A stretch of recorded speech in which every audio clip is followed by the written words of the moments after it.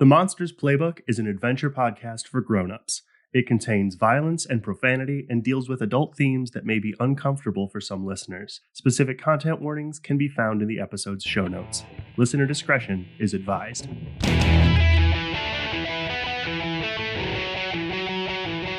Welcome to the Monsters Playbook, an actual play Monster of the Week podcast where I plan a scary little adventure and then things get out of control almost immediately. Maybe the real monster is the game itself? No, it's me. I'm the monster. This week on the cover story, hoo boy, that killer they were hunting was a gigantic blood monster? Who had that on their bingo card for this arc? Anyway, it's all come down to this. Time to save Casey's cousin Aaron Davis. But are they too late? Has Nathaniel Rose already done whatever he was trying to do? And after all he's been through, will there be enough of Aaron left to save? I'm John, and I play Mark Clayton. I'm Lauren, and I play Kira and Anna Ashwood. I'm Maya, and I play Casey Davis and Theo Nessos. I'm Johnny, I play literally everybody else, and let's go, we're running out of time!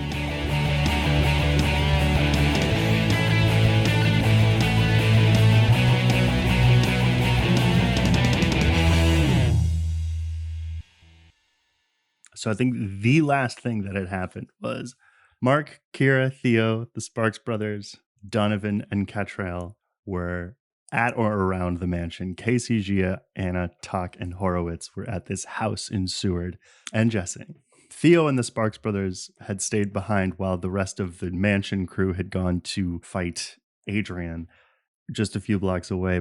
But that means that only Theo and the Sparks brothers are the ones who heard Aaron Davis scream from the mansion. And that's where I think we'll start. Both of the Sparks brothers' eyebrows and ears will perk up. Point of clarification. I leveled up last time. Okay. And congratulations. I chose Lay on Hands. Aww. Mark, you hear Theo. Mark. Oh my god, Mark. I just heard Aaron. I can't just sit there. What's going on? There was a scream. Theo's like getting out of her car, looking at Nick and Tommy. Nick is opening the trunk of their car. What's going on? You heard Aaron? I think it was Aaron. Somebody screamed. I think that Tommy, Nick, and I are going to head inside. We can't just wait. And I'm wondering if Theo could use magic. To do what? Could Theo use her glamour on herself, Tommy, and Nick? I'm wondering if I would be able to cast a glamour on us that prevents people from, like, I don't want to say seeing us, like, I don't want us to go necessarily invisible, but just, like, kind of similar to the Dresden Files when they're in the police station and he takes the potion to seem unassuming. Why would you see me like that? But kind of, like, not be invisible, but not to be, like, seen or paid attention to. I'm going to teleport us in. Teleporting to the cemetery. Well, then I need two weird rolls. So Mark rolling to Angel Wings teleport and Theo roll use magic for you and Nick and Tommy. 11. I got an 11 as well. I want my real wings back. Speaking of real wings, I think Donovan and Catrell will take to the skies and head back at the first sign of that, but it will take them some time. So you guys are going straight to the cemetery, and then Mark, you rip open a pale gray smoky portal and dive you and Kira through it. I want to say, just for the sake of doing it, that I believe you set up Skynet to still include Casey and Anna at the very least. So just so you guys are aware of that. I don't know what or when or how you're planning to come back. And I had Anna at the very end of the last session. She did collect some blood as per Kira's mission that she was supposed to get. She was supposed to bring something back. So I imagine that they might actually be at Dawnbreak right now when they get that message from Mark and them. Do you need to deliver the blood right now? We don't have to wait for them to analyze it. We can just drop it off and go. All right, can you call ahead and have someone meet us at the front door? All right, yeah, I'm not going to make you roll a role play for that because I think it would make total sense. Gad will, he will be the one himself waiting outside. I think you take a bunch of shortcuts and back roads, Casey, and then you like screech to a halt in front of Dawnbreak and see Gad in his street clothes I think basically without a word, he takes the vial of blood from you, ? You did, yeah, because I think you did say that there was like some blood pools. Okay. So yeah, you'll hand it to him and then he'll just run in and then you guys, I think Casey does not wait. Like the moment the vial leaves your hand, it's just like you drop it. It doesn't yet hit Gad's palm and you are off. Mhm. Yeah. I imagine around shortly after we arrive at Dawnbreak, hear Theo and Casey guns it. So Mark and Kira head to appear in the cemetery, and Theo places a hand on both of the Sparks brothers, and I want to say like we kind of go out of focus. I like that. That makes sense. I was going to say a vague ethereal shimmer, but I think either or both. What do we see when we get to the cemetery? You see shockingly little, but I think like between the fact that you've probably been walking around in near darkness already and the very fact of your odd little eyes. Out here, there are no exterior lights on. And in the mansion, there doesn't seem to be any lights on in the mansion either. The whole place is dark and you're just sort of in blackness. Can we get a sense if we're being watched? Roll read a bad situation. 9. Can I help? Because I think Kira would be looking too. Sure. That is a 9 for Kira to help out, but that she's helping hand, so yours is an 11. I think what that means is that like you guys are sort of looking at the mansion and Mark can tell, but Kira can't, that there are in fact sniper sentries on the roof. And you can see that one of them is about to do a sweep of your area. And you can tell that Kira doesn't know it. Can I obscure us using my incorporealness against like a bush or something? I don't think so. That particular power only applies to you and your body. You can't bring anybody else with you. Also, incorporeal doesn't mean invisible. Okay, I think I grab her then and just say, go shadow. Then I go incorporeal. Kira, roll use magic. That's a 10. I have a +1 going forward. All right, Kira functionally disappears and Mark sort of crouches and also goes a little fuzzy. And when I do that, I put my finger over my lips and go, or I literally just look at her. I do that, and then I point up at the sentry. Theo team. I want to do another magical spell. We had collected some hair of Aaron's. I'd like to like roll it into like a little like hairball and cast like a tracking spell and have it kind of hovering over my hand, pointing me kind of like a dowsing rod to like where Aaron is in the mansion. All right, roll use magic. 11. Oh, gross. Just a friggin' hairball. Like, you know, the kind you find in like your shower or drain. You didn't have to do that. I do, though, think that part of this spell is going to involve putting a little spitting in your hand. Nick doesn't see it, but if he had, he would have gone gross. So you roll it, and then you basically have like a very tiny kind of cone that, will hover an inch or so off of your palm and is pointing kind of forward, but generally down. Okay. I want to lead Tommy and Nick towards and somehow into the mansion. Okay.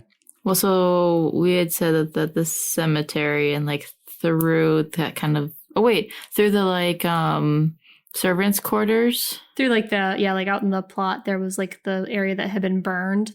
That's not really being monitored. Yeah, can I go that way? You'd have to sort of make your way around the property. Because I'm guessing like the front door is going to be locked and stuff. And guarded. Yeah. Yeah. So roll act under pressure to sneak about. 7. So I'm going to call it a difficult choice. I think you know that the path that you and the Sparks brothers are on is going to put you into the line of sight of one of the sentries on top of the building. And because it is all three of you, the only way that you have access to get you all to somewhere hidden will be to create an enormous gust of wind and shoot you all across the street, which will basically make this whole thing take a lot longer for you to get in position. Or you can let them see you and deal with that. I guess we do the one that's quicker, so the latter option. Okay. You see the click of a flashlight basically take over much of your vision coming from the direction of the mansion, and you hear somebody shouting hoarsely, and then they start to shoot. Mark team, you hear gunshots from the other side of the mansion. Over Skynet, I think Kira will call to you. What's going on? Are you okay? I think as you're saying that, Mark's like, let's go, get closer. And then I want to skirt the house. Go closer as in like going into the house? Yeah, I just want to get close to the house without being noticed. That just happens. The person who had been looking at you is now looking basically across to the other side of the mansion. So let me also set the scene just a little bit that like basically from Team Mark, you had the guy who almost saw you was to the right, and the guy who has seen Team Theo is to your left. So all attention is sort of that way. Was there like a passageway into the house, like from underneath, like in the area that was burned out? Yeah. Mm-hmm. I think it's like covered just with tarp right now. Kira might point it out and be like, let's go in through here. Okay. You toss that aside just a little bit and sneak your way inside. Inside it's like just as dark, but also it definitely smells like ash.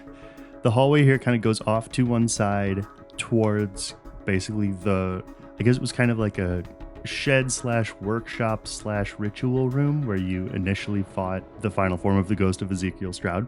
And then the larger hallway goes up and in towards the house. Does anything look like it's been recently adjusted, moved, out of place? Roll read a bad situation. 11. Not by anyone alive. Yeah, I think the first thing that you can obviously get about this place is that this whole kind of area hasn't been properly like walked around in months. Honestly, maybe a year. Like there's since a good we've amount. Been here. Yeah, there's a good amount of like ash drift around. There's no like you're making footprints in it. You're scuffing up soot, revealing the ground beneath. There's no other such scuffs or footprints. So you said not living. Is there? What do there I see? is, yes, Okay. is like the Ectoplasm. honestly kind of. I think that makes more sense than anything else. That like there are little like incorporeal, not quite visible in that same sort of dusty glowing green footprints, and then sort of off in the back near there was like that big workshop. There was a big island or table with shelves underneath it, and then I think to either side there were kind of workbenches or kind of tool chests. There seems to be some sort of energy activity underneath the table and some sort of energy activity going on the handles of one of the tool chests. Can I go investigate that tool chest? Mm-hmm. 7. What do you want to know? Well, first of all, can I open it? Yeah, absolutely. Anything of interest in this tool chest? What there is in here is basically like the whole thing is like sort of bracketed out into small chambers, like a jewelry case or something. There's a very tall one at the top, and each one of them has the same things sort of arranged in columns. And so going down, it's like there's what appears to be a folded bit of cloth, and then below that there's like a set of primitive rough-hewn charcoal pens in sort of that shape, kind of set into some felt.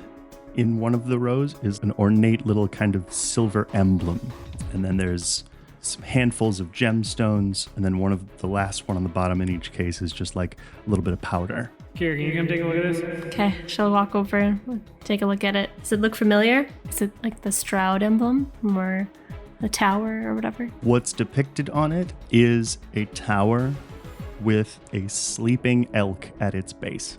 I'm kind of wondering if I can sense if there's like any magical energy with any of this stuff in this chest. Yeah, why don't you investigate a mystery? 12 advanced move.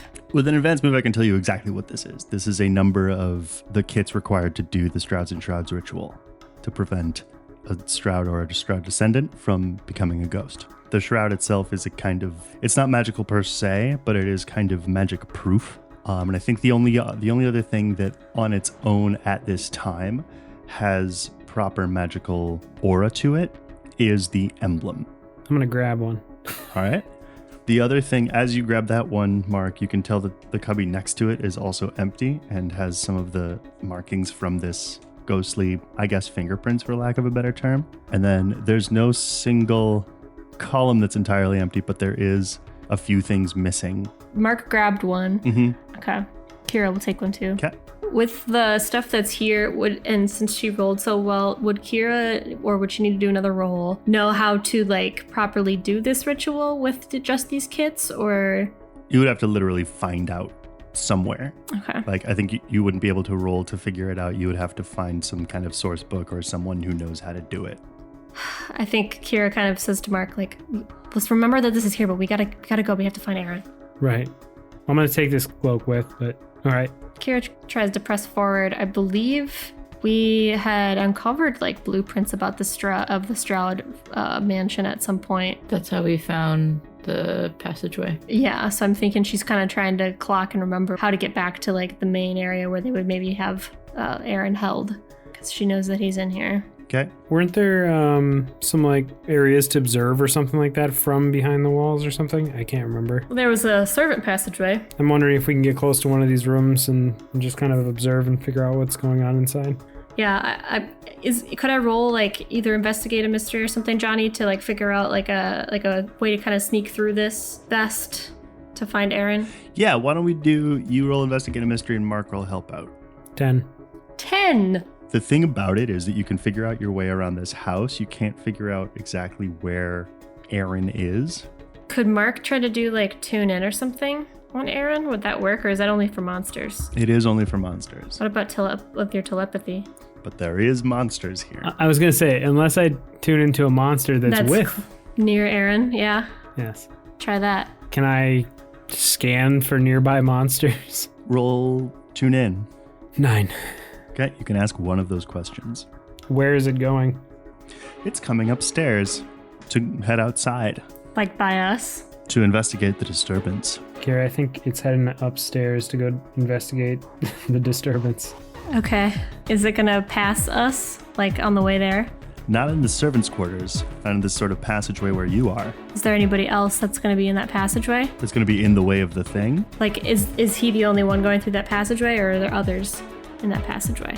You're in the passageway is what I'm saying. It's not coming through there. Right. Where he's going, is there anybody else in that room that he's in? No. Because I'm kind of wondering if we attack this guy. Because I actually could use some life draining. Well, Mark does have lay on hands now. Could you use some hands-on laying? Yeah, Mark, you might notice that Kira looks a little more paler than usual. She's unstable. Ooh. Oh, right. Kira, take 1 harm. Okay. Johnny! Okay. Yeah, I definitely need to attack this person then.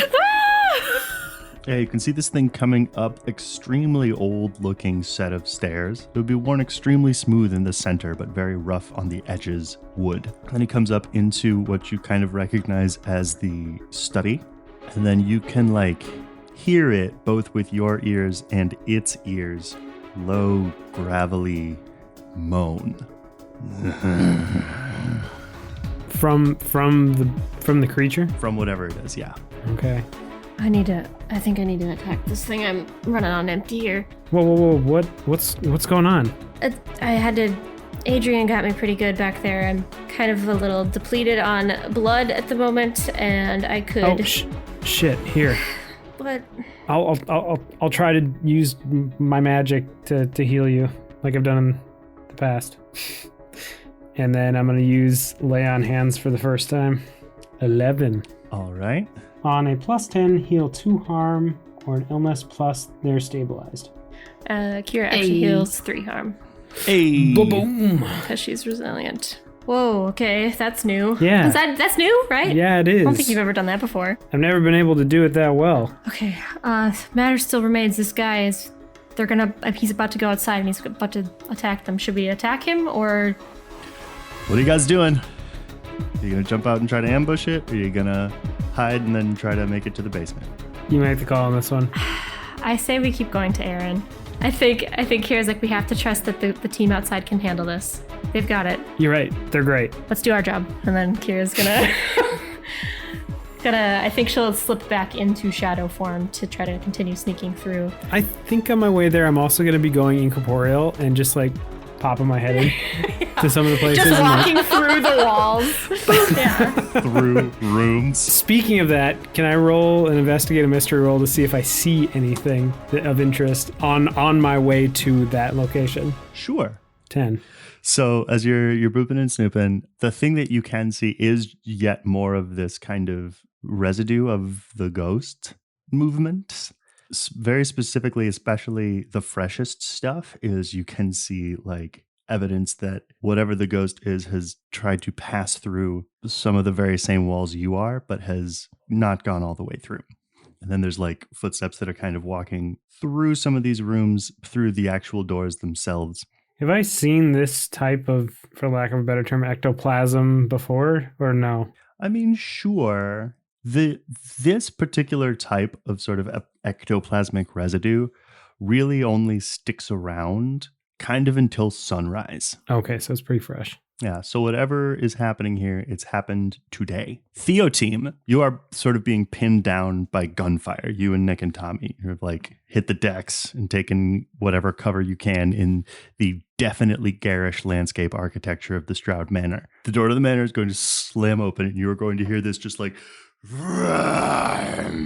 I am wondering, Johnny, if I could use some magic. I would love for you to use some magic. I would like to summon a monster or monsters into this world. Okay, roll it. That's going to be a 12 advanced move. What kind of creatures would you like to attempt to summon into this world? I would like to attempt to summon in all of those dead fish zombie people that we met from the Sea Kingdom. Oh boy. So it won't be all of them. When Theo, Nick, and Tommy are pinned down with gunfire, Theo's just gonna slash her hand at the air and just say Kaleo, which is summon in Greek. So you do that, and then your hand sort of does slash a hole in the air, out of which will leap 3 of these desiccated semi-skeletal fish men that will jump over your head and land on the lawn and appear confused and infuriated. I'm hoping that Nick, Tommy, and I are still glamored and hard to see. I think the thing that I'm going to actually give you, because your cover has well and truly been blown, is that you will be hard to hit.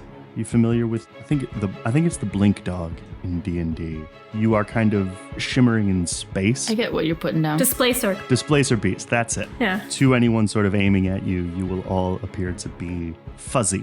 Does the gunfire kind of shift to these monsters that I summoned? Well, you've summoned them close enough to you that it wouldn't have to shift. You will sort of hear a bullet rip through the dried and papery skin and ricochet off one of this thing's bones, and it will look up at where the gunfire came from, screech, and break into a run on all fours towards the house. I was gonna try and get like Nick, Tommy, and Theo into the house, but part of me like wonders if like causing just a huge big distraction would be more helpful. If you look towards the house that you and Nick and Tommy are wanting to head towards, basically on the other side of these fish things that you've just summoned, there is a huge man between you and it. I was gonna say, did it come from the front of the house or the back of the house? Front.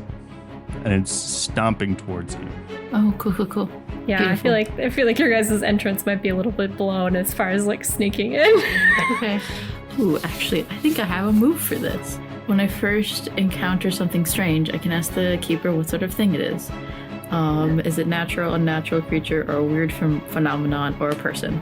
So you're asking about the thing, and that's something that you just get to ask? Yeah, I have Occam's broadsword. It is a homunculus. It is a reassembled set of dead people's body parts, reanimated.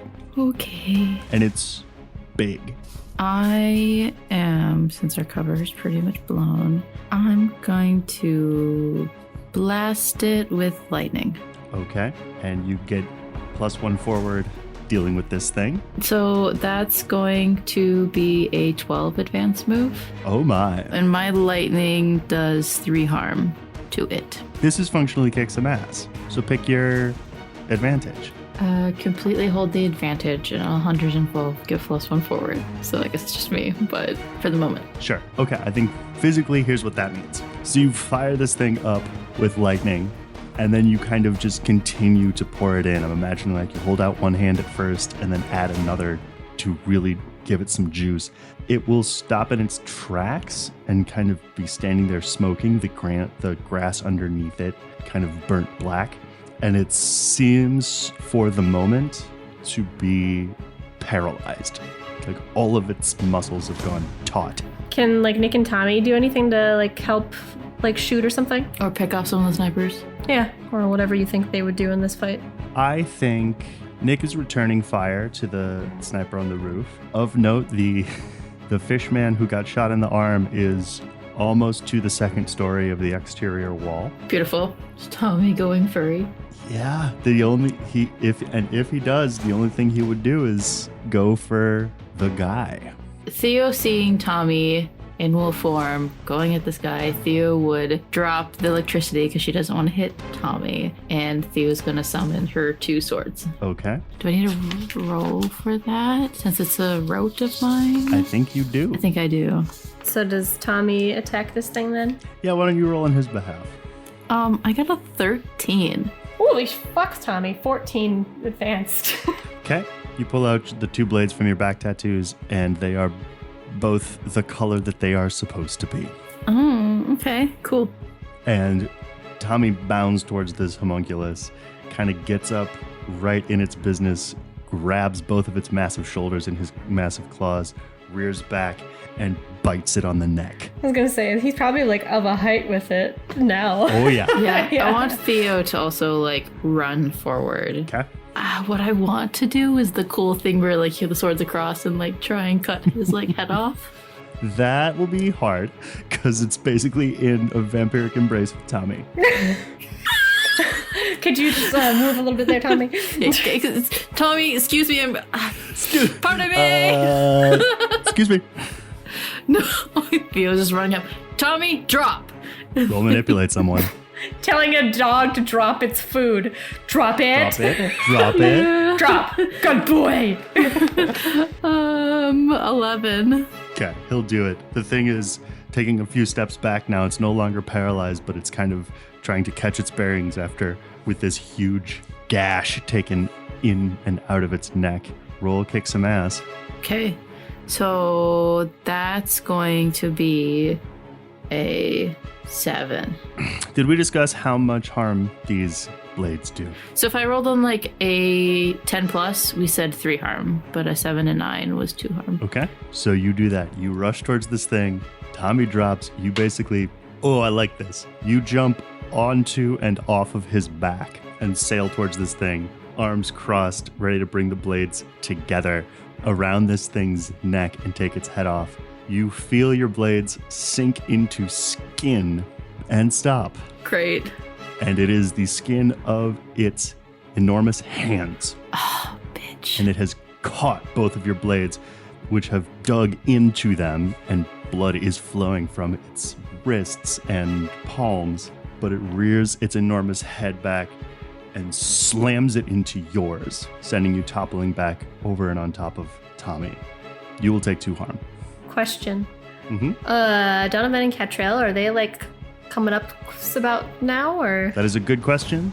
Donovan, Catrell, and Team Casey all arrive at the end of the driveway at this point. Oh, okay. Or Casey, wherever you want to pull up to if you want to try to do any kind of stealth business. I feel like stealth is now gone and urgency is more important. So Casey would like screech to a halt a ways from like the front of the mansion, but not like stealthily. Okay. And I think that Gia would fling open the doors. So the first thing that's going to happen that's going to be most obvious to you, Theo, is it sort of bounding over and past you will be these 2 fish monsters that will leap towards this muscle-bound homunculus. You will also hear on the roof, not 1, but 2 screams.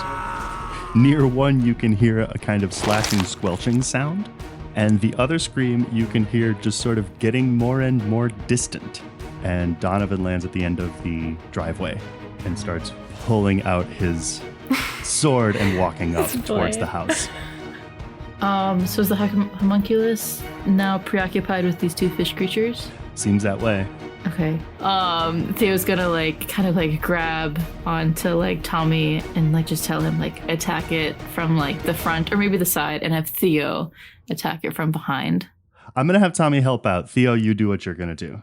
Okay. Do you want me to roll it first or explain it first? I want you to explain it. What are you trying to do? What I'd like to do, I think I'm gonna have to make a series of rolls here. What I'd like to do is get behind this creature, punch out the back of one of its knees, and then with one of the swords, like slash at the other back of the leg. Okay, roll act under pressure to get behind it. Tommy rolled an 11 to help out. That's +1, so 11 for action under pressure. I actually think one of the fishmen things tries to slash out at you as you walk past it, but Tommy grabs its attention as well. Okay, and I wanted to do, I guess, use magic to do one thing beyond human limitations. Okay. That thing being punching out its back leg. Yes. Okay. 13 advanced move. Congratulations. So yeah, you'll rear back with one of your bladed fists. I think you will sort of, using the power of your force, punch at this thing's knee, and its bone will poke out the front. Cool. And then I want to slash at its other leg with my sword. That'll be kick some ass. That's gonna be a 5. I'm so pleased. You pull back with your left hand to slash with that blade. It turns gray and freezes in space. You have lost control of the magic. What the heck? Both of your blades will not move from where they are. Mark team, you guys have poked your heads out in the now empty interior of the Stroud Manor. All of the lights are off, but you can still kind of see by moonlight or firefight. Do we hear any noise inside of this mansion? Like any voices further within? I see any signs of activity? The sound that you will hear will be another scream from the basement. The basement? Okay. From below. Yeah, keep heading down to the basement. Okay, so you find basically in the study where this thing had come out, there is a pushed aside, like, bookshelf that goes into this very old and roughly hewn, like, below a certain point, it's like cave wall. The stairs, as mentioned, are like very old, worn, very natural seeming wood. So you go down a ways and you can hear just like echoing through it this pained scream of Aaron Davis. And screams are coming down from the bottom here. It goes down farther and deeper than you can see. Okay. This certainly bodes well. Well, Mark, you can see, but it does curve to one side so you can't see around that. How loud are these stairs when we're walking down? If I'm in shadow form. And you're incorporeal. Well, doesn't that mean I'll just fall through the floor? No, that would be extremely rude.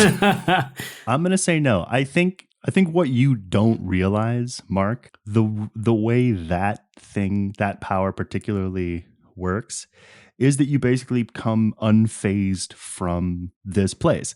And without meaning to, your mind, because it's unable to really escape the assumptions of how bodies work in space, you unconsciously decide that the floor is as far as you will go down. Okay. But when you you don't make any kind of contact with these stairs. So if there was to be a squeak or a creak, and there absolutely would, there is not for either of you. Okay. All right. I'm going downstairs with no creaks. Yeah, Kira's doing the same. And I think, I'm going to stay close to the wall and just kind of peek around really, really slowly. I want one of you to roll act under pressure and one of you to roll help out. I'll roll act under pressure. 13 advance move. 9. Actually, you rolled a 12. And it's 12, which means I have an advance move on that. Oh, no shit. That will basically bring you down through multiple rooms that are unoccupied, and I will simply describe them to you. So Mark and basically a ghost Kira. Okay. We've walked into the butcher's room. Basically, you are walking past at least one, but it looks kind of like a butcher cooler with like carcasses hanging from hooks. Don't like it. Down one of the hallways, you walk past like a set of bookshelves that instead of having books have either like racks of vials or entire jars that appear to be filled with blood. Okay.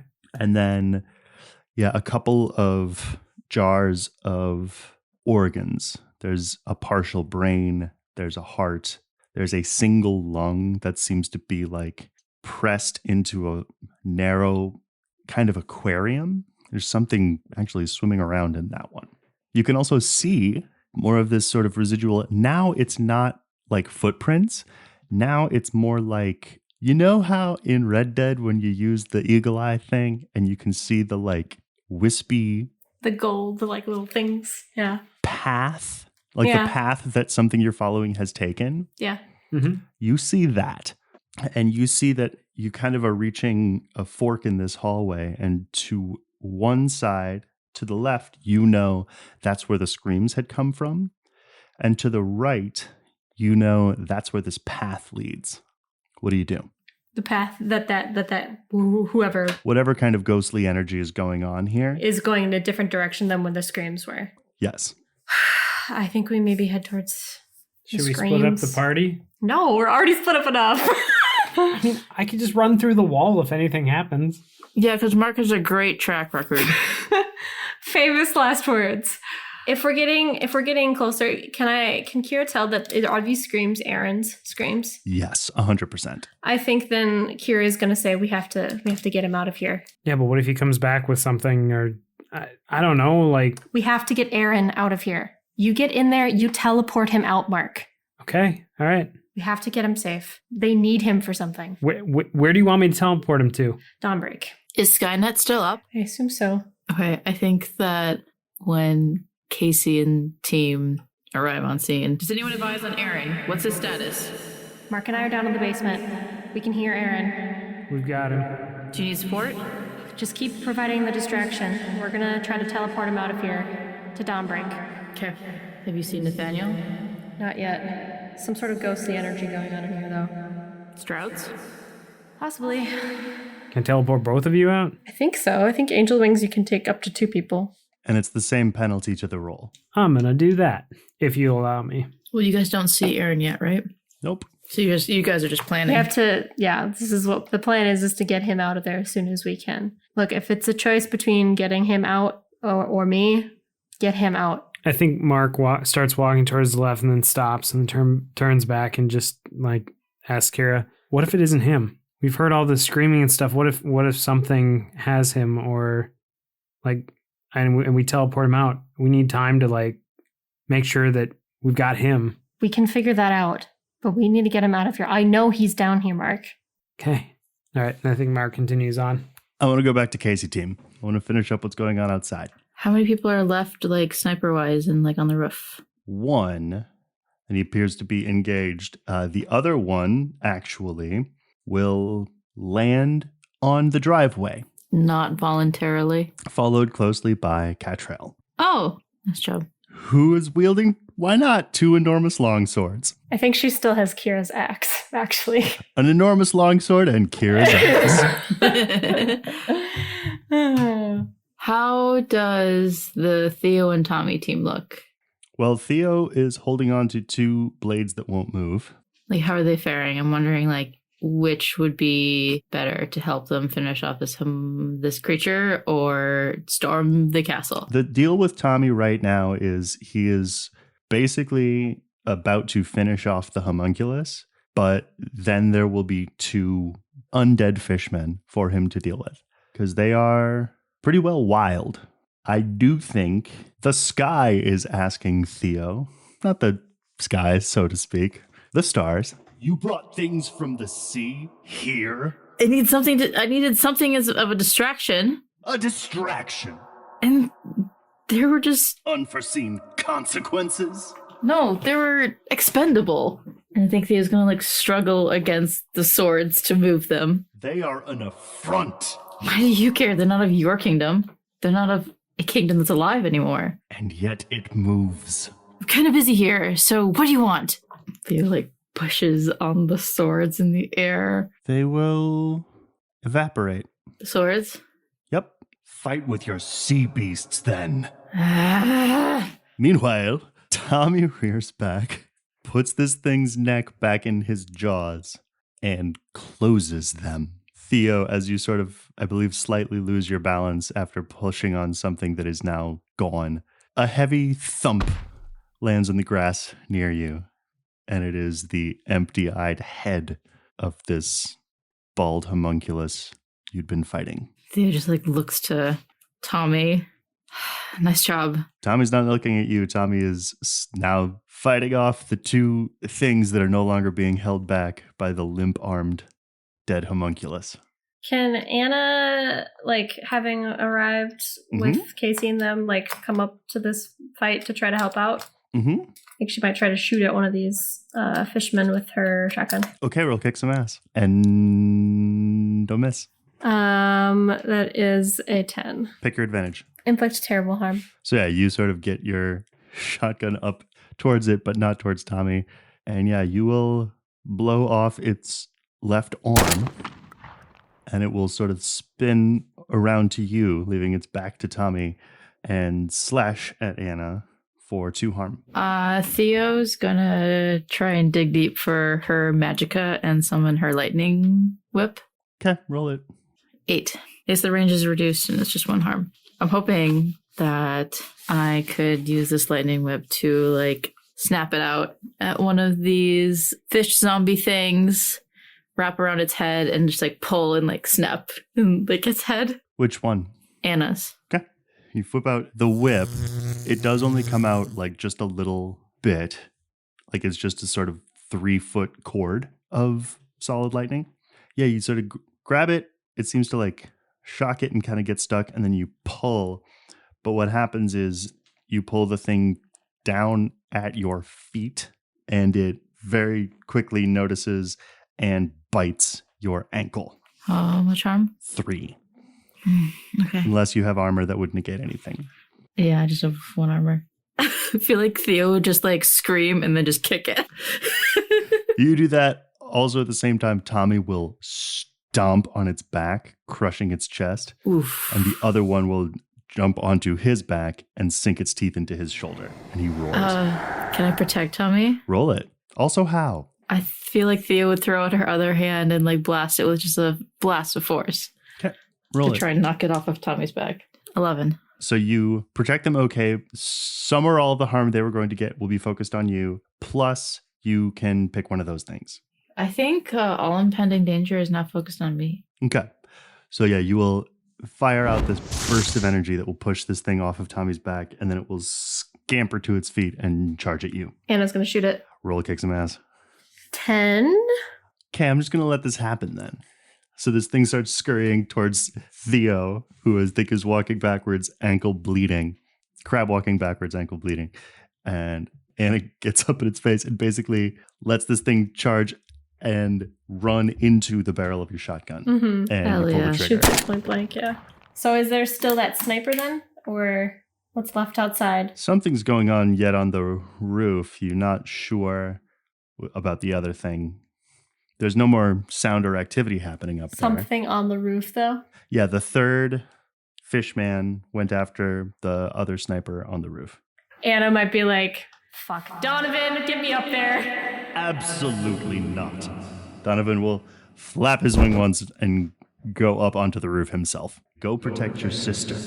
While Anna went off to help Theo and Tommy, I think Casey and team went to charge the front door, hopefully kicked it down. Yeah, Anna will start heading in after that, too. Yeah, Casey, Gia, and Jesse are entering the house through the front door. Guns drawn. Then I think what I want to do is say that Mark and Kira in the basement, you can hear the rest of your allies coming down the stairs to join you. They're already coming down the stairs. I think unless they have something else they want to do in this house, I think that makes the most sense. Okay. I think that Casey would maybe send Gia and Jesse off to find Nathaniel Rose's office, or where headquarters kind of is. I need you to find any information on Nathaniel Rose and his operations. If you can find his office, collect any paperwork or files that you can find. Roll manipulate someone. On my own team? Yeah, 13. Advanced move. I've got Anna, and Theo's right behind her. I'll be fine. I do think Gia's going to kind of take a half step towards you and be like, boss, are you sure you don't want to? And Jesse will put a hand on her shoulder and be like, she's got this. we're on it. And then they'll head off. And I think Casey will just like pause and wait for Anna and Theo. And I'm assuming Tommy and Nick to kind of catch up with her at the front and then head down together as a group. Team Mark and Kira in the basement. It pleases me to do so. So I'm going to have that advanced move from before ride. So you're going to be able to sneak up at least into the sort of threshold into this next room, which is a truly enormous chamber. It's lit with kind of a series of randomly placed light bars, kind of like fluorescent long thin cylinders screwed in at pretty random spots around. The room itself is pretty much a roughly hewn dome in the stone, 40 or 50 feet in diameter. And then these lights are like on the walls and then some strewn about the floor. One of the far walls kind of off to the right, huge collection of assembled screens. Some of them are, grouped together and displaying certain things. Some of them are individually displaying things. The smaller ones seem to be showing like EKG readings and like vital statistics. Some of the larger ones have dossiers and like photos of people from different points in history. Like some of them seem to be pretty recent photos. Some of them seem to be quite old. There's like a big wheeling kind of board that has what kind of appears to be multiple family trees with like index cards that kind of branch off in all these different directions, which some of the cards differently colored. Some of them are red, some of them green, most of them white. In the center of this room is a slightly elevated platform, which is the truly disturbing part. There is, in the very center of that platform, a small table with some scattered papers on it and like ink pens and wells. And then at the four edges of it, at three of them, there are seated in chairs. I think you can kind of see stitched scars peeking out from under their sleeves on like their wrists and some of them arms that are wearing short sleeved shirts. And their faces are also very roughly stitched together pieces of faces. So like another one of these homunculus things? Three of them at these three edges of this table. At the other edge, wearing the glowing helmet of his own device, is Aaron Davis, but not just Aaron Davis. At first glance, you can see like they're not moving, so they're not exactly people, but they're like human figures. Nothing else more than like Renaissance painting, where they seem to be pulling and holding him down like they're raising a sail or something. There's one on each of his arms, and there seems to be another one on his back. As you look a little bit closer, you can see that the ones on his arms aren't just holding him by the arms. They are attached to his arm. What ones? What do you mean? What are in his arms? So Aaron's arms reach down and end and are just attached to the arm of this thing that's holding him there. He's been stitched together with these other bodies. So he's missing his arms? Yes. Okay, try not to freak out, Kira. Oh, also, the blood that Anna had dropped off, does she learn anything? Or like, does she hear anything back from Dawnbreak? Kira, roll act under pressure. 13 advanced move. Your phone buzzes silently. Take it. Let's see what it says. Also, I think Mark is going to use Soothe on Kira to calm her down. Aww. Aww. I want to know what you say so bad. It'll be okay. We'll get through this. Okay. So, the blood that your sister brought to Dawnbreak belonged to an Inga Peterson, nay Inga Branson. Yes, it is the family members. They're getting family members of the fucking three folks. They have Aaron. They have a Stroud. They have Branson. One other detail is that Aaron's device appears to be attached via cords to the base of the skulls of each of these other corpses. Okay. Can I ask for my Casey question corner? Yep.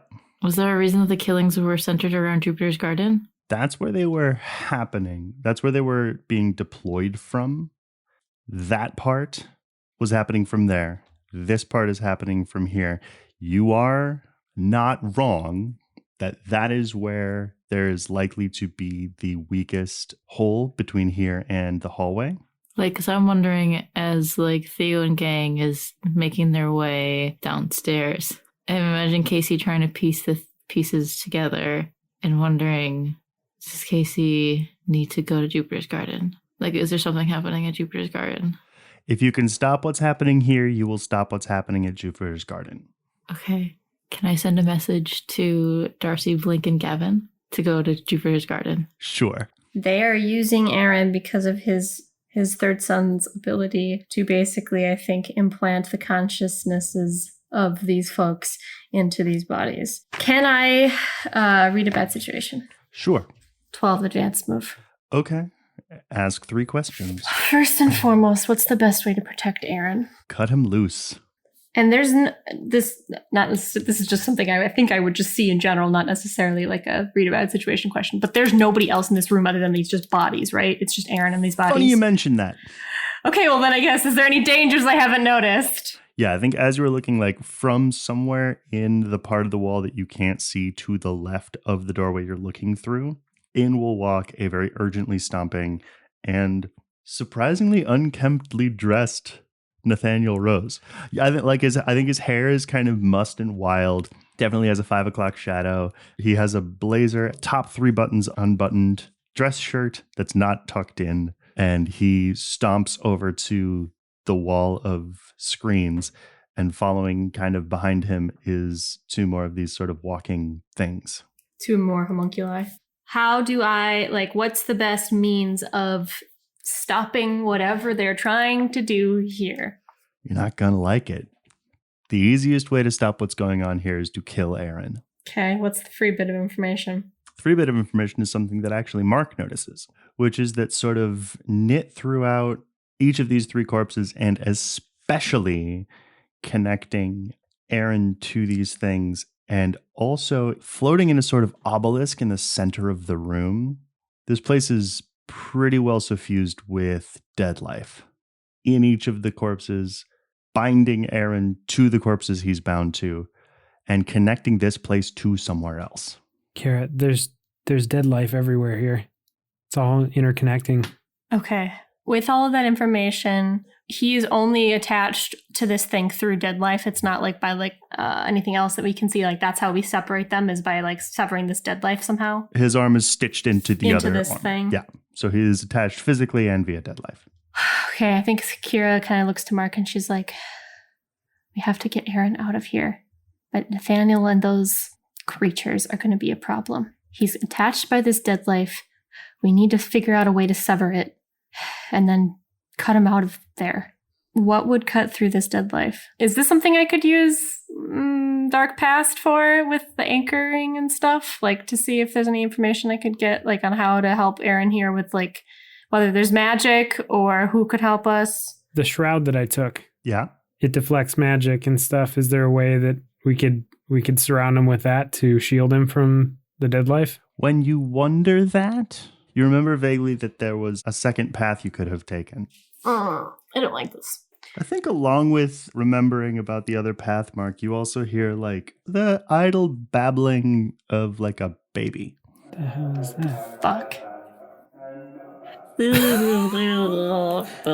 It's creepy. It's not creepy to Mark. I think we need to go the other way. So let's send Casey and the team there. It's Casey and Anna. They're headed down right now. Yeah, we'll send Nick and Tommy to you guys, and Anna, Theo, and I will head down this other path. You keep an eye on what's going on down there. Well, whatever went in there is of ghostly quality. So, are they going to be able to see this thing? Yeah, I can see it. I can open my third eye. Okay, well, be ready for anything. I'm not sure what we're dealing with. Keep observing. We're gonna go down the other path. Nick, Tommy, go meet up with them.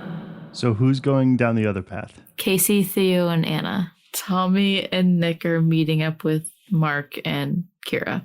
Question: is Aaron conscious? Is he in pain? I think he's in shock. Sure. I'm wondering if he's passed out. Well, I think Nathaniel is going to hop jauntily up onto the stage, walk up to him, grab him by the back of that little helmet, and kind of start slapping him awake. Theo, Casey, and Anna. Yeah. You run down this other hallway. You find yourselves in what kind of looks like a cave bedroom. There's a small bedroll on the floor. There's a small table in one corner and a little folding chair next to it. On and near the bedroll, scattered kind of about, just a bunch of like stuff, like a couple pens, maybe like a little pouch, a little bundle of fabric. Theo, open your third eye. 10. The invisible thing that you can see is sitting almost exactly in the middle of this room is a little baby boy, maybe just at about the age that you learn to walk. He's sitting down, kind of slumped, and he looks up at you as though he can tell that you can see him, and he babbles at you a little bit and then points towards some of the stuff that you can see has an aura connection to him. And there is indeed a little bundle of cloth, a pile of gems, a roughly hewn looking like graphite pencil, a pouch, and a silver emblem depicting a tower with a sleeping elk at its base. And then he looks at you and he goes, "Ma." Just for the record, I think Lincoln is also with this group. Okay. Hey, I think he's going to crouch down and like look at these items. Did you say that the sheet or something was there or no? Well, yeah, folded sheet of cloth. So there's this like ghost of a baby here, and there's some like gemstones and cloth and this emblem, and so I get 4 questions, which is my third eye. Mm-hmm. Who is this baby referring to as mom? Nellie the maid. Oh, I was like, it's either Nellie the maid or there's like some fucking Marinette business going on. What would be the best use of these components? To prevent Nathaniel from coming back. To truly, truly, truly kill him. Stroud's in shrouds. You know what? I have 2 more questions. Well, go ahead. Because I have an idea of a question. It's a little of a throwaway question, but... Yeah, I don't know. I guess I'm just wondering, like, why... Like, I know why the baby's here. It is a Stroud, technically. But, like, is there something dangerous about it that we need to be worried about, or... Okay. What question should I be asking, Johnny? I mean, the one that Lauren just brought up isn't a bad one. Okay. What's the deal with this baby? It wants revenge on the bad man that hurt his mama. This is some season 1 shit, y'all. Bertram? That's not what he means. Nathaniel? Oh, would it be Nathaniel because, like, Nellie's ghost got twisted? Mm-hmm. For the listeners, Johnny is nodding. Hey, look at me! Okay. I think that Theo might reach her hand out to this baby and say, like, I can help you. I want you to roll plus charm, i.e. manipulate someone. So I rolled a 6, but I'm wondering if I could use my last stars align hold and take +1 forward. You sure can. Okay, so that'll make it a 7. I love that so much, because here's what I'm going to have that mean. You will reach out your hand to this ghost baby. It will reach up his little hand and sort of grab your index finger with his whole hand. And for a moment, your spirit will be fully separated from your body. Cool. And everything around you will go to total darkness. And for that moment, you will understand what it is to live as this ghost baby is living. There is constant biting cold and the screaming of other such ghosts in all directions. That sounds terrifying. And then you are back, and the baby says to you in perfect English, "If you want to help me, you're going to have to do something that you don't like to do." I think Theo is like kind of maybe like silently crying. What? Kill. I kind of think Anna's like, who is she talking to? Well, she sees ghosts like Mark, right? So there's probably a fucking ghost on here. Oh, okay, yeah. Lincoln will sharply turn his head to the two of you and be like, "A little respect." I don't know. Theo, what do you say? Anyone in particular? The baby doesn't say anything because you know. I know that you're trying to stall, and so does this nameless baby. We'll kill him. I promise. He'll grip onto your index finger just a little bit harder for a second and go, and if I could ask for one more favor, I don't want to go to the stars, so don't send me to the stars. I know someone who could send you to the sky. He'll do a big dumb baby smile and let go of your finger. Mark, I have a ghost after all this is done that wants to go to the sky, and we gotta kill Nathaniel. And I think Theo makes kind of eye contact with Casey, and Casey just does one sharp, nod. Congratulations on growing up, kid. Well, no, it's more of a, Theo knows that, Casey would probably prefer Nathaniel alive, but we gotta kill him, and Casey's okay with that. Mm-hmm. Theo also knows that Casey will probably be good at killing Nathaniel. Yeah. I kind of think with that, if that's if where everybody's hearing that through Skynet, Kira might be like, all right, then let's do this thing. And can Kira from across the room start to life drain Nathaniel Rose? Roll it. Can Mark just go up and cut his head off? I mean, no, but if you want to make an attack, you can roll kick some ass. That's a 10 to life drain. Okay. Mark, are you going to run in and slice him with your... I got double ones. Oh, Mark. I love this.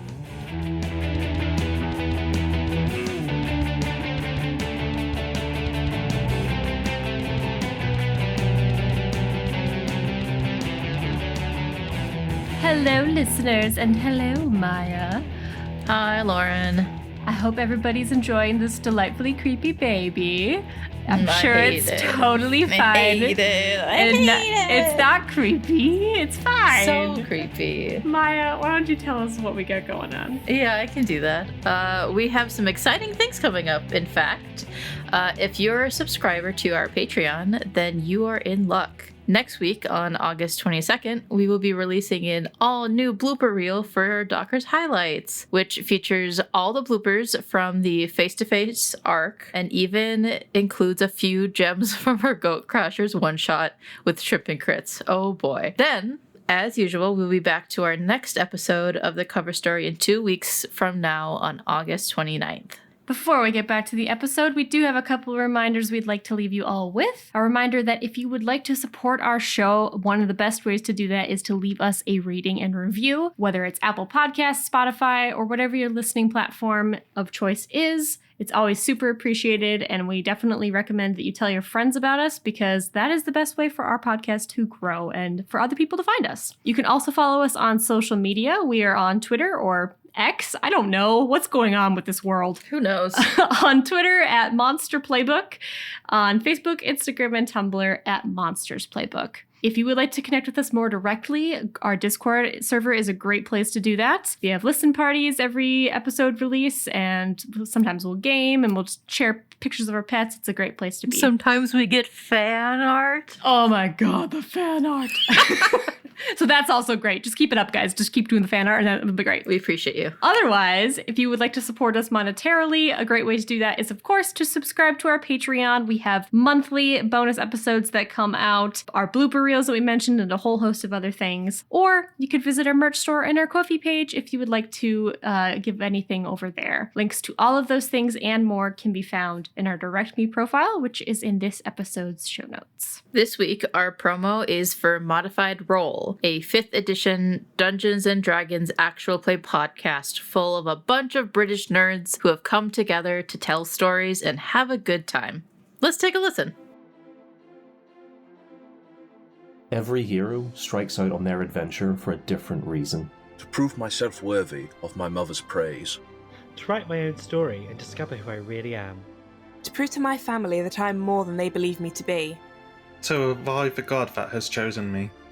But when the fragile balance of the world is in jeopardy, and sinister forces move in the darkness, heroes will be tested, pushed to their limits and beyond. And it will be left to them to determine if they are up to the task. There is a darkness rising.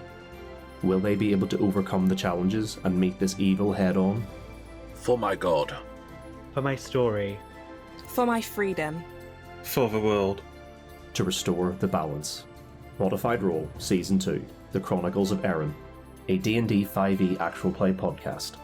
New season, new characters, new story. Find us on all the usual podcasting apps or at modifiedrole.com. You can find out more about Modified Role on their website at modifiedrole.com or wherever you get your podcasts. Hey, Lauren. Uh-huh. Yes, Have Maya? we done any pirate jokes on our intermissions yet? No, why on earth would we do a pirate joke? This isn't... I don't know. No. Ugh. But you don't want to hear a pirate joke? I have so many good ones. You think they're good. They are good. Tell me one, Maya. What did the first mate see down the toilet? Wasn't it the captain's log? log. You've already told this one, Maya. Yeah, but not on, like, the intermission episode. Okay, well, I'm sorry, I'm so surprised. The captain's log. All right, let's get back to the episode. Goodbye.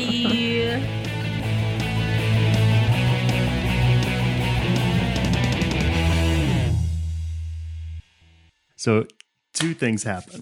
Kira reaches out into the sort of life field that there is and grabs and pulls from Nathaniel, which does 3 harm. Since it's kick some ass for me, I think I'll just inflict terrible harm because she's angry as fuck. Okay, that sounds right. I think doing this maybe pulls her out of shadow form, so I feel like the shadows like dissipate and she just kind of like solidifies and she stands there and she's doing this. And she just kind of calls out to Nathaniel and says, I told you you'd see me again.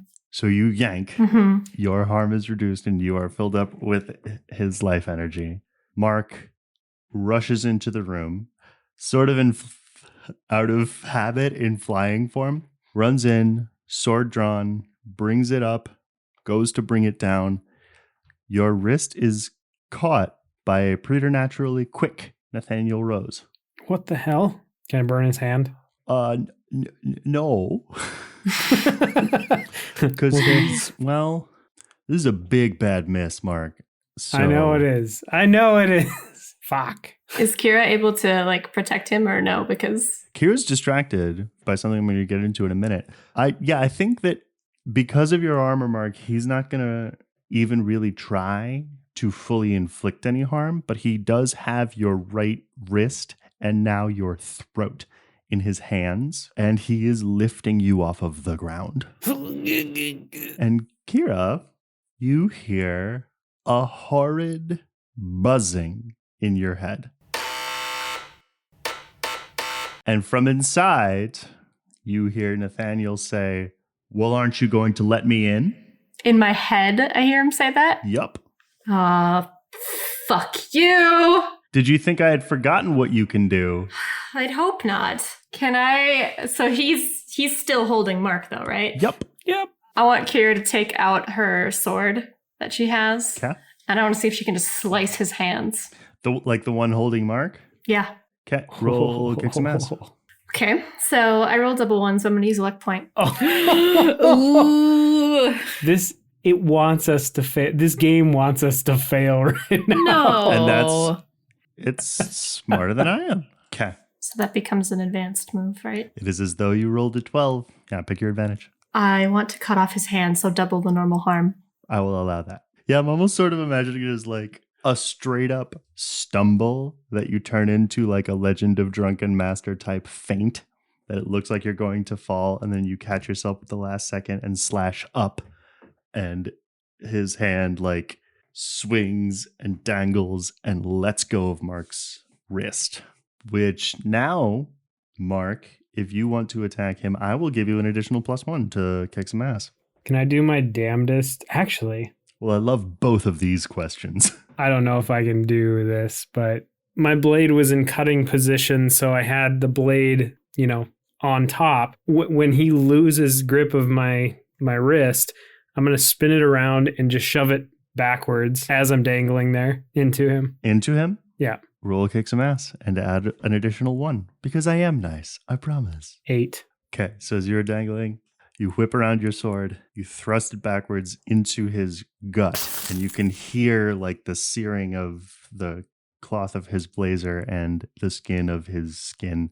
But then as you have spun around, you can see the incoming heavy fist of one of these things that he was walking around with that straight up punches you in the face. Oof. Which I think, because of what it is and after your armor, you will still take 1 harm. I'm now a 5 instead of a 6. Could Casey and Theo and Anna and Ramsey gang show up here sometime soon? Yeah, I think the spark Also, froze. Nick and Tommy are Nick and Tommy are there.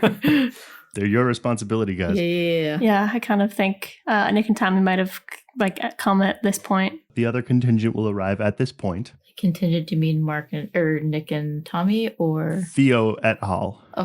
Okay. I think Tommy will have wolfed out and will diving tackle the other homunculus that's in this room. Oh, I'm bad. I'm very bad. Casey, your phone will buzz. With a phone call or a message? Text. I guess I'll look at it because Darcy, Gavin, and Blink are supposed to have been dealing with stuff. It's from Gavin. Okay. We have eyes on Nathaniel Rose. What's the move? We have eyes on Nathaniel Rose. So either this isn't Nathaniel or there's a double or something. Casey will just respond with kill. Woof. Okay. Oh, wait. Would you let me use my last kick the dots question? Sure. Where is the real Nathaniel Rose? That's a complicated question. Has he made clones of himself? Because this is Casey's Questions Corner, I will give you as complete of an answer as I can, given the complex nature of what I think is going on. The most complete Nathaniel Rose is at Jupiter's Garden. But the real Nathaniel Rose is there and here and in Kira's head and in pieces in the hallway that you came here through and in the office that Jesse and Gia are investigating. What is Kira and Mark doing? Or Anna. I think Anna is coming in and she's probably taking care of one of the homunculus. Probably shooting at it. Shooting, would it be better with a staff or a gun? Or does it not really matter? Well, given the fact that it's right up on Mark, maybe staff. Alright, then she'll use her staff and she'll attack the one that's going after Mark. Okay. That's 13 advance move. Damn, son. Pick your advantage. She is going to give everyone +1 forward. So, Mark, this thing that just punched you in the face got its bell rung from behind by Anna and her big staff. Yeah, its empty eyes are swimming in its skull, and it seems a little disoriented for a second. Is Kira or Mark in trouble or threat from Nathaniel Rose or one of these homunculi, or are they kind of standing their ground? Big yes on Mark. Yeah, what's going on with Kira's head? I think Kira, I think, is still in the doorway, and by all accounts, safe. Okay.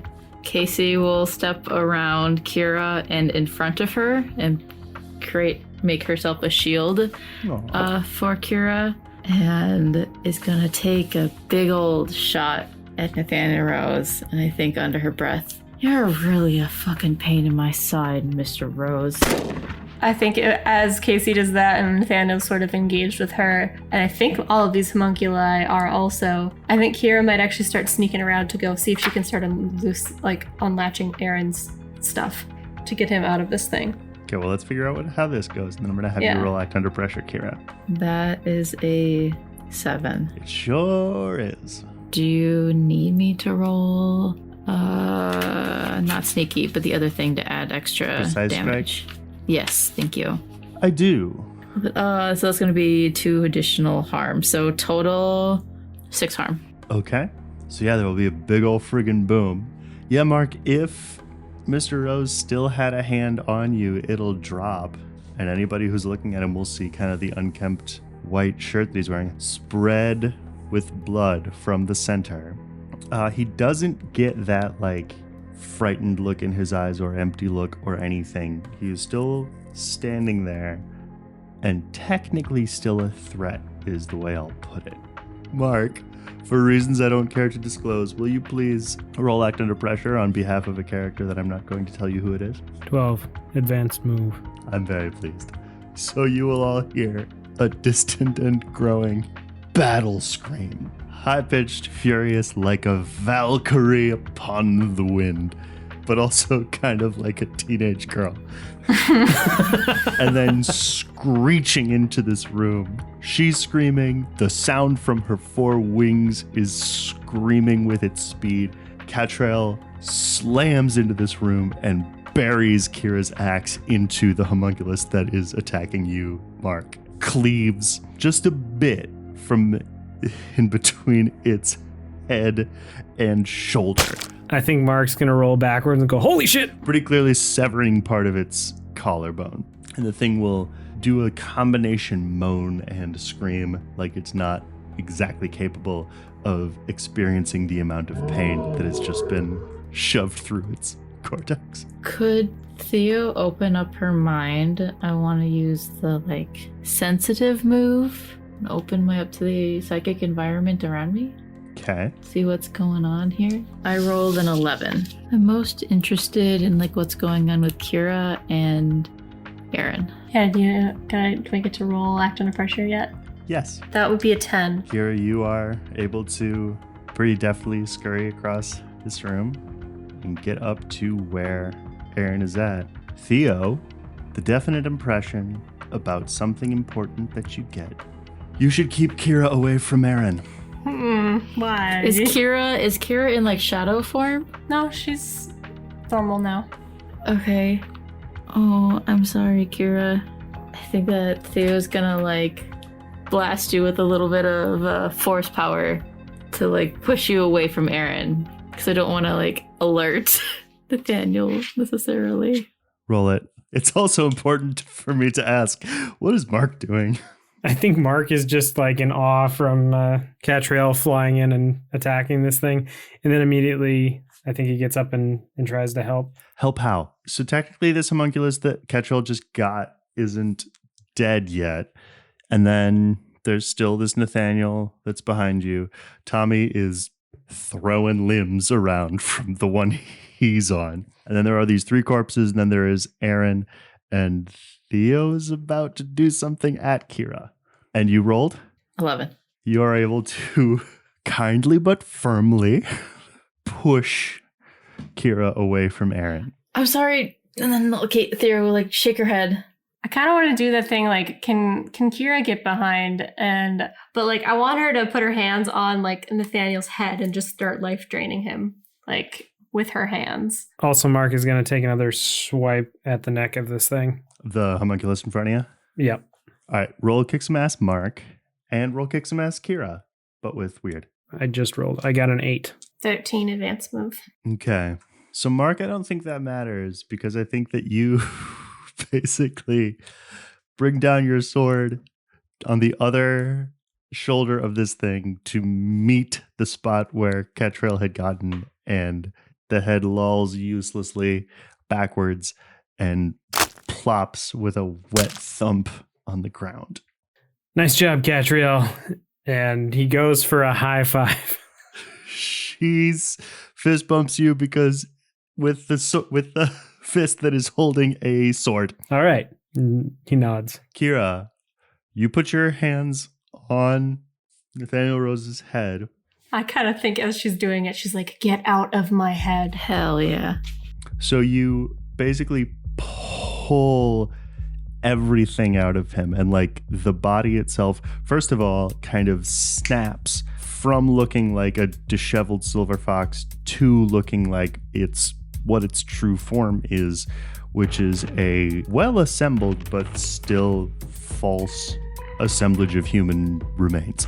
And it just deflates, like all of the blood and air and everything, it just very quickly desiccates and just sucks into itself.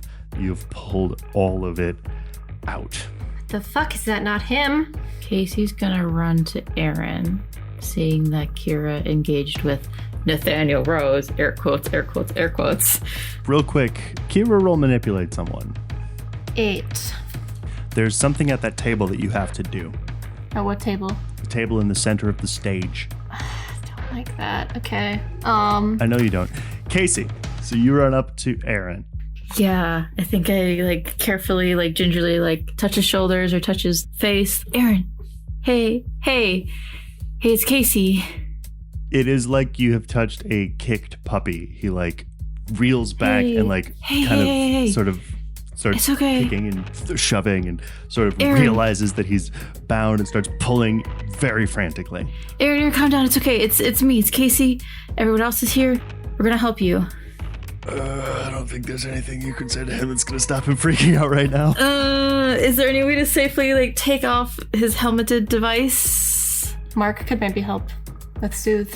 Yeah, I think Mark sees this happening and runs over and hey, it's all right. I think you feel Casey's hand on your arm. Please help. And soothe is something that just happens, Mark, as long as you are making soothing sounds at him. As long as your voice can be heard. Okay.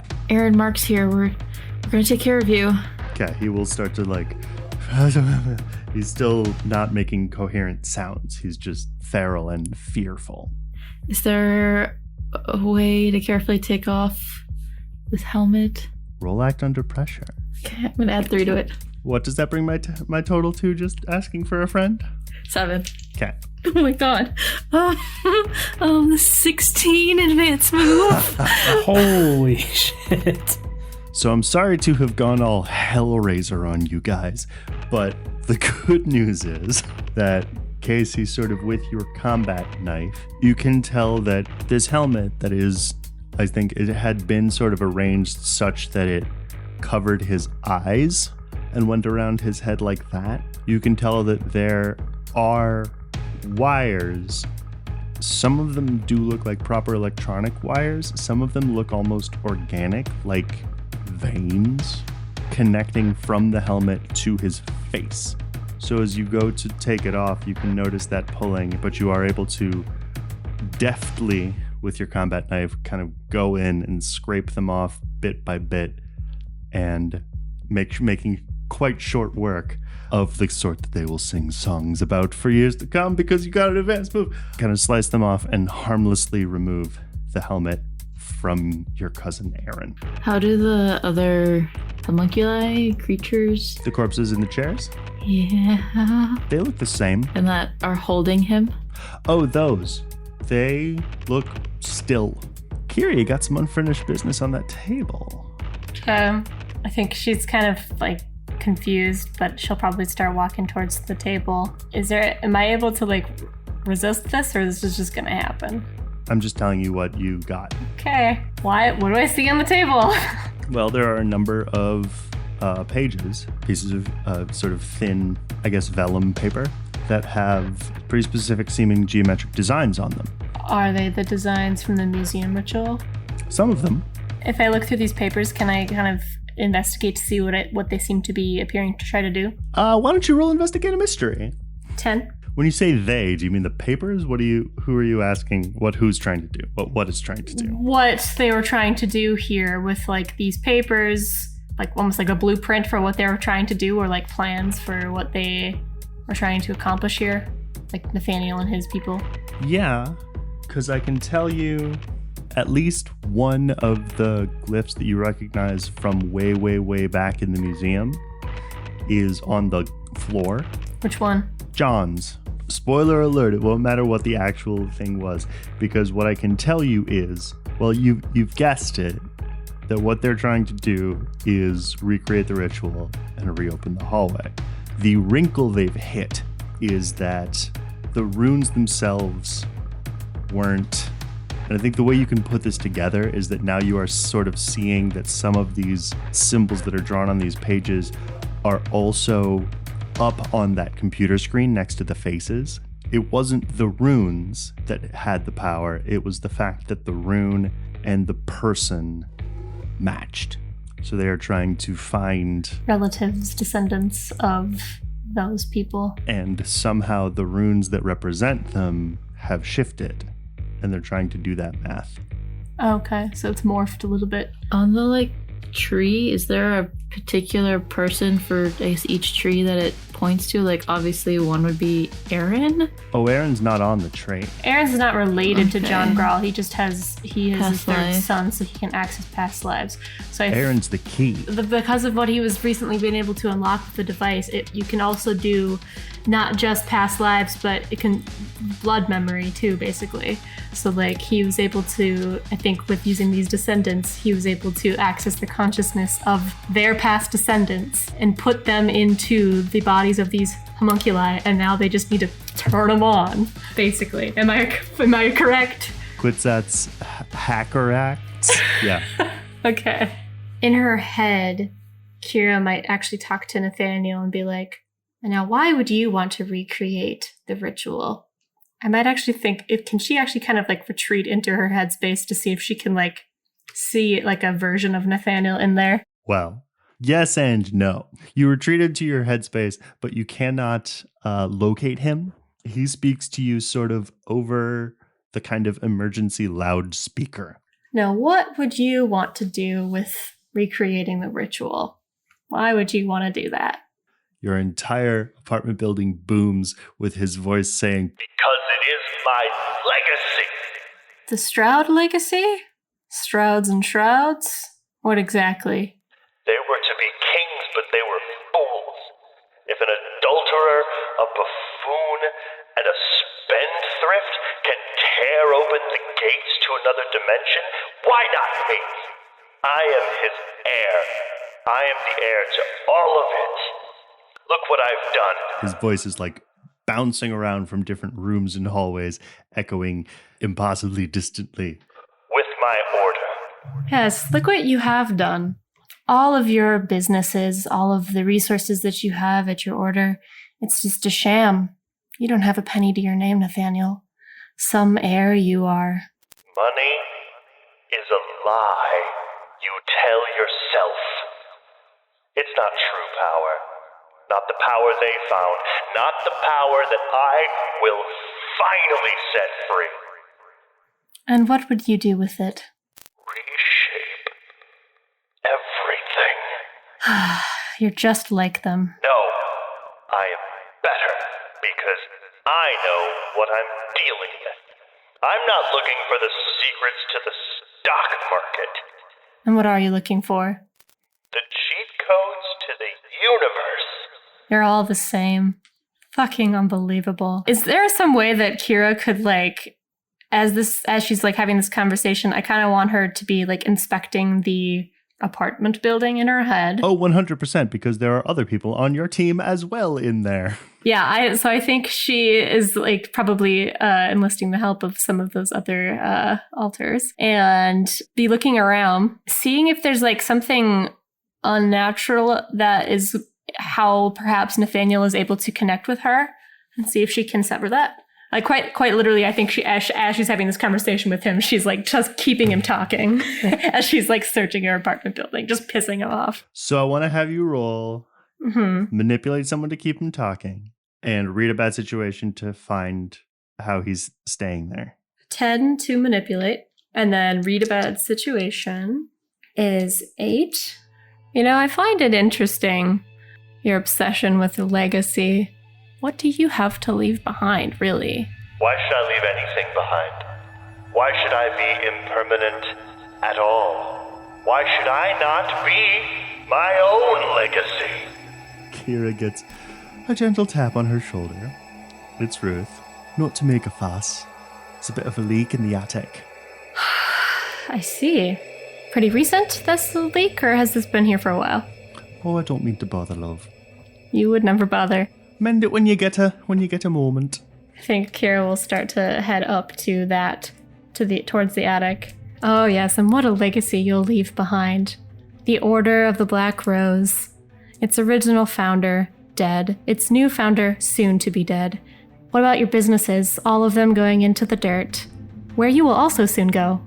With the Shroud. I've transcended the curse and turned it into a blood gift. Team everybody but Kira. Casey is trying to like soothe Aaron and trying to help him if he is free of the helmet. But he's still connected by like the whatever. Yeah, that's the next thing I feel like Casey's gonna try and read a bad situation to figure out that business. I think Anna is going to more or less be doing the same and researching in her book to see if there's anything that like spell that could help here. You say there's still bodies that needed to be burned or something like that? There's 3. There's 3 of them. If you're able to burn those 3 bodies. The 3 bodies that now that you look at them look an awful lot like Branson, John Grawl, and Craig Throat. Yeah. I know you love fire, Mark. All right. Yeah, I'll bring them over here and do that. Do I need to roll magic to? You sure do, Mark. 15. Nice. Ooh. Hot. Ooh, okay. Here's what that means. Mark, you basically pull these bodies kind of together, and 2 things happen. The first thing that happens is you like summon a blue hot flame to torch and disintegrate the physical aspects of these things. Catrell, getting what you're doing, throws a bit of extra magic on it that also burns up the extant dead life that was stitching them together. Dissolves and evaporates into a kind of ethereal floating ash, and then sizzles out of existence. It's done, Casey. And thank you, Catriel. She like perks up and nods at you confidently. I think Casey would have asked Nick to come over. Nick, I need your help. His help with evaluating Aaron, figuring out how to disconnect him, and Anna's helping too. Roll investigate a mystery. Anna, help out. 10 to help out. Which boosted mine to a 12. Which is advanced. Yeah. So then you get to ask 2 questions and I'll tell you something. How do we safely and painlessly remove these things from Aaron's arms? Is there something that Ether Touch could help with again? I'll answer Anna's question first. These things are the same kind of tradition from which you got the sort of tricking the gods thing. This is a ritual / project that is called the Tinker's Pylon. And it is a process, usually it is a process by which something alive is confined to a space that traps something that should be dead. The traditional Tinker's Pylon is in very ancient societies, a dead person who it was assumed might, through magic or infestation, which is an odd thing to put in there, might return to life. They would construct a Tinker's Pylon by essentially entombing someone alive with them to act as a barrier for that person. And what you are kind of getting is that ritual has here been inverted. That they are, through the use of this dead life, using something dead, i.e. these 3 things, to trap something alive, i.e. Aaron. Traditionally, it was believed even if the thing that they entombed alive were to die, as long as it couldn't get out of the seal of the tomb, the spell would remain. So that's 1. Okay, and then so I had asked you, how do we safely, painlessly remove Aaron from these things? Like, I'm worried about if there's any, like, spell blowback. He's held here physically and he's held here metaphysically. And you will have to kill, cut, or transport the dead life in order to disconnect it from him. Could Anna use Ether Touch to cut it? Maybe. I think she might want to try that. I have another question. Yeah, who would be most adept at doing that for removing the dead life? I think more generically in killing, cutting, or transporting the dead life. Catrell or Lincoln? I think Casey and it is not that I don't trust you, but maybe Lincoln could help you with this. I mean, two heads are better than one. Yeah, Lincoln, I was thinking maybe we could use Ether Touch, try to sever this. I'd do it, but considering my track record, maybe I'm not the best to do it. I want Anna to roll manipulate someone so fucking bad. It's okay. I rolled a 12 advanced move. Okay. I think Lincoln will kind of walk over and be sort of surveying what's going on with Aaron. Is Aaron pretty conscious? Yeah. He's up and freaking out. I think in case he's going to try and just distract him and talk to him as much as she can. Okay. Lincoln will sort of press on the area where the arms meet each other, and he'll like flinch and go, ah. Hey, to Lincoln. I'm trying to suss this out, okay? Mark, Ketrel will kind of elbow you in the side and be like, why are the rest of them all worried about the guy part and not the building part? Building part? She gestured at Aaron when she said guy part and gestured at the table when she said building part. Wait a minute.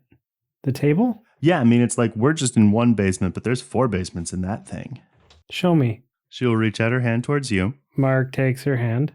She will, in the pillar of dead life that apparently only you and her can see presently, she'll sort of thrust a hand in, and suddenly the two of you go slightly ephemeral, fuzzy, and like flowy, for lack of a better term is what I'm thinking. And you are in that moment, not in the basement of the Stroud Manor, but you are in the sub-basement 4 of Jupiter's Garden. And you can see, holding their own well enough, Gavin, Darcy, and Blink. Gavin is like skating around the room on a big slab of concrete and hurling rocks off at these like what are definitely Black Rose soldiers. There's a couple dozen of them. What the hell? You could see Darcy like pull her arm, which has sort of separated itself into 3 separate claw segments out of the chest of one of these things, and then like spin and reform back into her arm.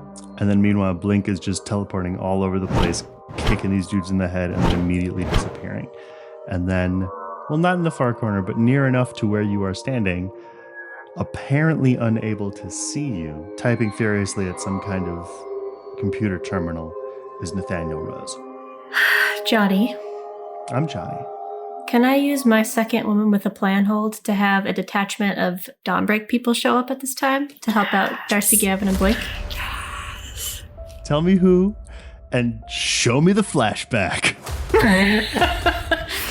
So if you will recall, I think she had said last episode, like, let's have a group of you, like, at the ready in case we need you somewhere. And I had said probably any of the people who are good at fighting, like the book, like Yuna, maybe Edgar.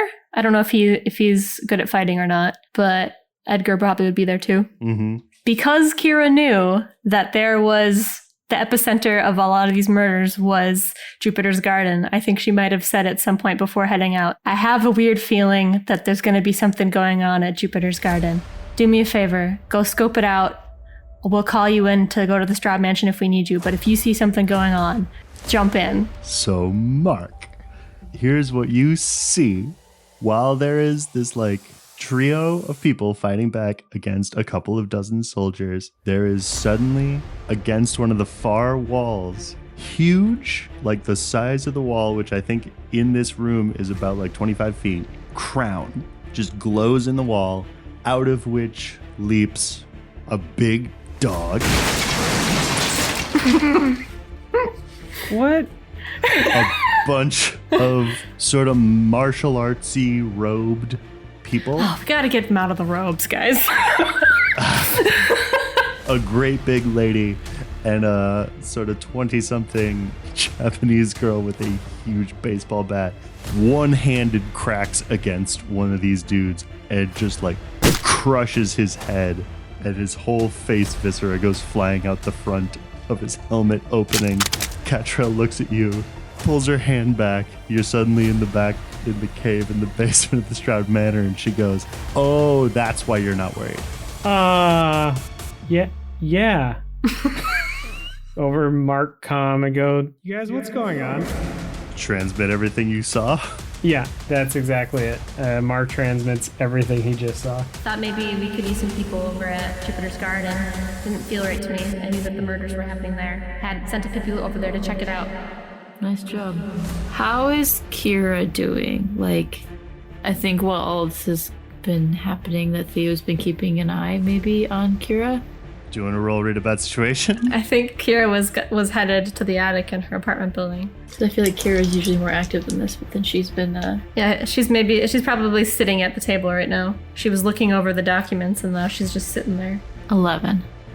Kira's not here right now. Kira's gone away. Does Kira need help? I don't know that you can offer Kira any help. Well, I was kind of wondering if Theo would be able to lend Kira some of her magic. Some of Theo's magicka. If that would help Kira fight off whatever she is fighting. I'm kind of wondering, Johnny, if, like, there's a route I could take that's kind of similar to Kira's life drain, but, like, for magic. Theo can give Kira some of her magic. Well, we'll see what happens, because I think technically the way rotes are supposed to work is, like, you try to cast the spell, and then you can make it a rote. So let's try that. Why don't you roll use magic to try to do that? 10.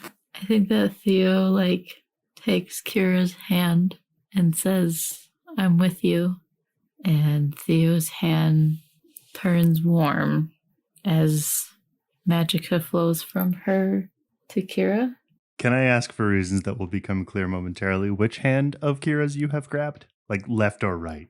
I guess it's one of those. It's one of those words. I guess is what I'm looking for. Okay, I guess Kira's left hand. Okay. So Kira, you are heading up to your attic, and suddenly what forming itself out of nowhere, you now have, without having realized it, grasped in your left hand, what's sort of stitching itself into existence is a short sword made out of concentrated dead life. Okay. Interesting. I think Kira kind of looks down at it and is confused. Can she figure out, like, where this came from? You can tell unequivocally that it came from Theo. It was a gift. Okay. I think she's very confused and concerned, but she will continue on and just kind of say, thanks. Yeah, go get him. Okay. So she's gonna head to the attic where the leak is. What does she find? She finds the size of a log of firewood, like a shard of ugly glowing dead life embedded in the roof. And into it is seeping, straight up dark crimson blood that's like soaking itself into the wood and likely dripping down into the room below. Kira is gonna like walk up to it and she's gonna look at the blade that she has in her hand and look at the shard, and I guess just hoping that it's kind of like diamond rules, element of the same substance can affect it, and she's gonna try to stab into this thing and see if it can break it. Roll kick some ass. 11. Ooh, pick your advantage. I think Kira will inflict terrible harm. I don't know how much this damage this would do, but do a little extra. So you slash at this thing, and it is like slamming a sword against a stone. And it like rings and slams and sends a horrible pain and discomfort all the way down your arm. I don't think you take any proper damage, and you do see it sort of begin to crack, but then some of the blood pulls up on the other side of the room and forms itself up into a dark crimson and dripping Nathaniel Rose. Okay. Meanwhile, outside, what are the rest of you doing? Casey is waiting for Anna and Lincoln to help Aaron. Did Lincoln do the dead life thing to sever it with Aaron? Lincoln is looking at Aaron. Okay. Yeah, I mean, Anna's just trying to help in any way that she can with that. And Lincoln has determined that this is extremely sophisticated work, troublingly so. You're not telling me you can't do this, are you? If that's what I meant, it's what I would have said. Well, what do you mean? I mean, it won't be easy. But it might take some time. What do you need, Lincoln? Might take pieces of all of us. Can you be a little bit more black and white? What did this was exchange magic. So, you mean like, what's the math thing that they taught us in school? Anna's trying to figure out. Didn't you technically not go to school, Anna? She was there. I was present in one way or another. Oh, yeah. And then we lived in a cult and we didn't go to school. But then I went to college, kind of. Essentially, we can't take something without replacing something in kind. Is that what you mean to say? Law of conservation of spirit of a sort. That's it! Law of conservation. Okay, so what do we gotta give? An arm? Energy? Magic? I guess we can't just cut these off. Sorry, Aaron. I think Lincoln, without looking at any of you, will go, did you know that Nathaniel Rose had children? No. Did not. I mean, he is old, so... Had children? Take a step back, gesture towards the bodies that are gripping Aaron. Oh. Meet the Rose family. Well, that's really fucked up. Well, that's disturbing, but we know Nathaniel is a fucked up guy. But to my point, Lincoln, can you do this or not? What do you need? I need something to offer it. Okay, done. What? Can you be a little bit more specific? I can get you anything. It's not about what you can get, it's about what you can give up. Casey's gonna look to Anna. Are they always like this? Yeah. I am so sorry. Can you give me an example? Is there something specific that we need to give up? We've been in this situation before. Mark, and Casey points and gestures over towards Mark. Mark gave up his wings to get me back. Is it something like that? I think Anna might actually try to whisper to Lincoln. Would there be something that we could do with my body? The magic that's holding it together?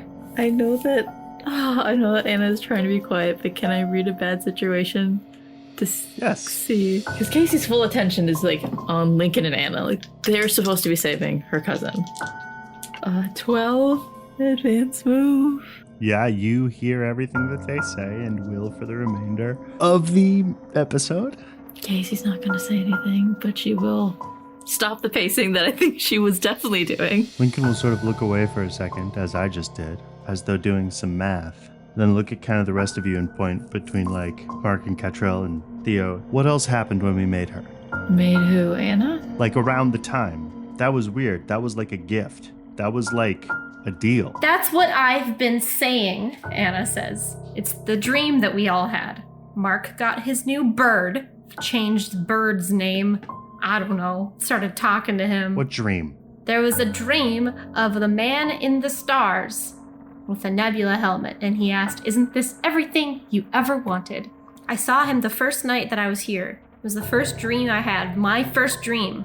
Did you all have this dream? Pretty sure all of us except for Anna had isn't this all you ever wanted? We just had the words. No, I was the only one that heard the words. You guys were the only ones that saw the image. Oh, really? Because of rolls. Mm-hmm. But what did you get? What did you get? What did you want? What was all you ever wanted? Think. I mean, I don't know. Kira probably wanted me. Then the rest of you. What did you get? What did you ask for? What did you want? I mean, I've always wanted a family. And so your brother came asking you if you wanted to move to Chicago. I mean, I guess that's one way to look at it. But you're not in Chicago. I mean, he's not really my chosen family. The body holding on to Aaron's back goes limp, quickly rots away and just slides off of her. And now it just fell away. And it just fell away. When Lincoln was asking all of this? When Theo said that wasn't what you wanted. Okay, Lincoln says, pointing at Aaron's back. What else? What else? What else? What else can you give up? What else have you given up? Mark?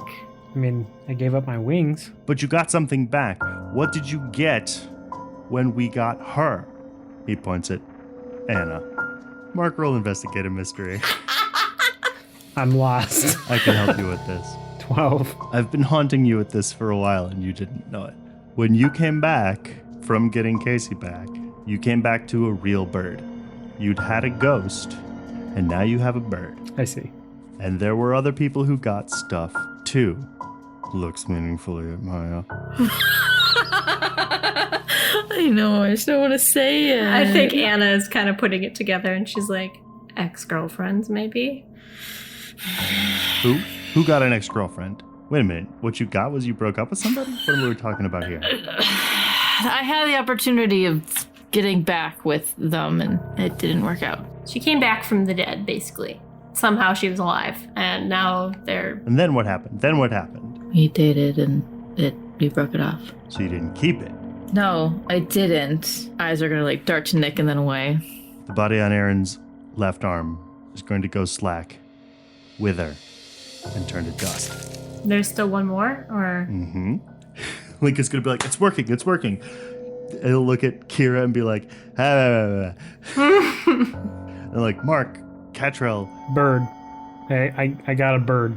And Catrell will be like, but we love Lariat. We do love Lariat. He's my bird. Well, didn't you get your brother back? That's right. So he was gonna point at Anna. Yeah, I mean, he's in my head right at the moment, so I guess. I think he says, yeah, or Mark's like, yeah, that's right. And then he looks over at you. I guess, the question, why did you want the bird, Mark? I wanted to find a friend for my house. Keep me company at the time. Well, I mean, you've got Catrell there now. And us. You're not suggesting, Catrell. No, listen, no. Look. She'll look straight at Mark and be like, I know what to do. And she'll walk up to Lincoln and be like, Mr. Person, take one of my sets of wings away. One of your sets? She's got 4 wings. Oh, that's right. Fuck. Anna, you will feel a physical prodding in your head from Lowry, who's like, no, me. I don't even want to be here. Give me up.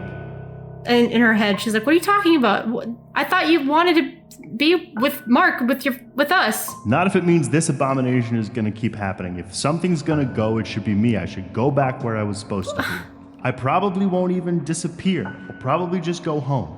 That's stupid. No. You're stupid. Fuck you. Fuck you. Jesus Christ. Can we hear all this happening? No. And she's like, well, what if we want you here? That's why it'll work. Sacrifice magic. That's too big. What? That's too much. I'm sorry, but if it's a choice between a bird and you... It's not a bird, and she's gonna get maimed. Those weren't even her wings to begin with. The ones she's offering were. Is it so bad being stuck in here with me? Oof. Everybody just leaves. Anna will manipulate someone. 11.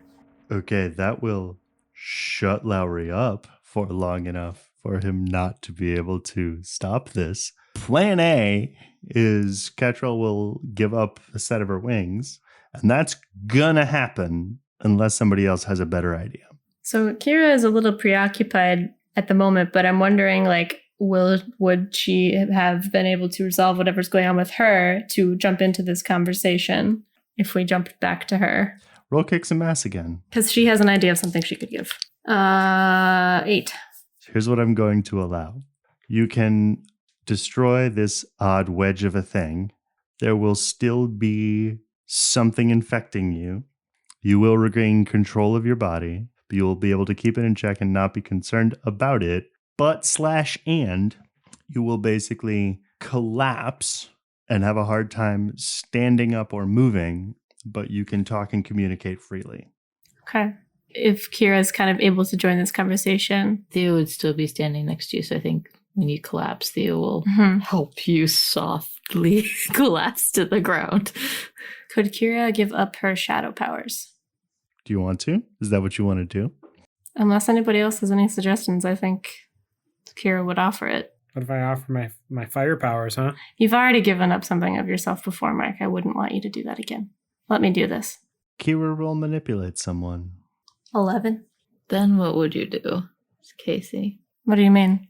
Well, you're going to be mostly a real girl if you give up your shadow powers. I mean, I still have a lot of other things at my disposal. Still got my wings. Still have the life draining powers. Still have my freakish strength. Okay, I get it. I think with that roll, Catrell will kind of look at you with tears welling up in her eyes a little bit and be like, you don't have to do that. It's okay. I've got another set. I think Kira kind of pulls her in for a hug, kind of pull back and put her hands on Catrell's shoulder and be like, it's all right. I'll be okay. And It's about time I got out of the shadows. Lincoln will put an arm on this thing that has Aaron's other arm and put an arm on your arm. Nothing's gonna happen to her, right? Besides... We're a little past that, Davis. Well, it took enough time. He will grip both arms. The tattoos on his arms will begin to glow and flow in a ferocious kind of iridescent neon sea. And something will appear to be first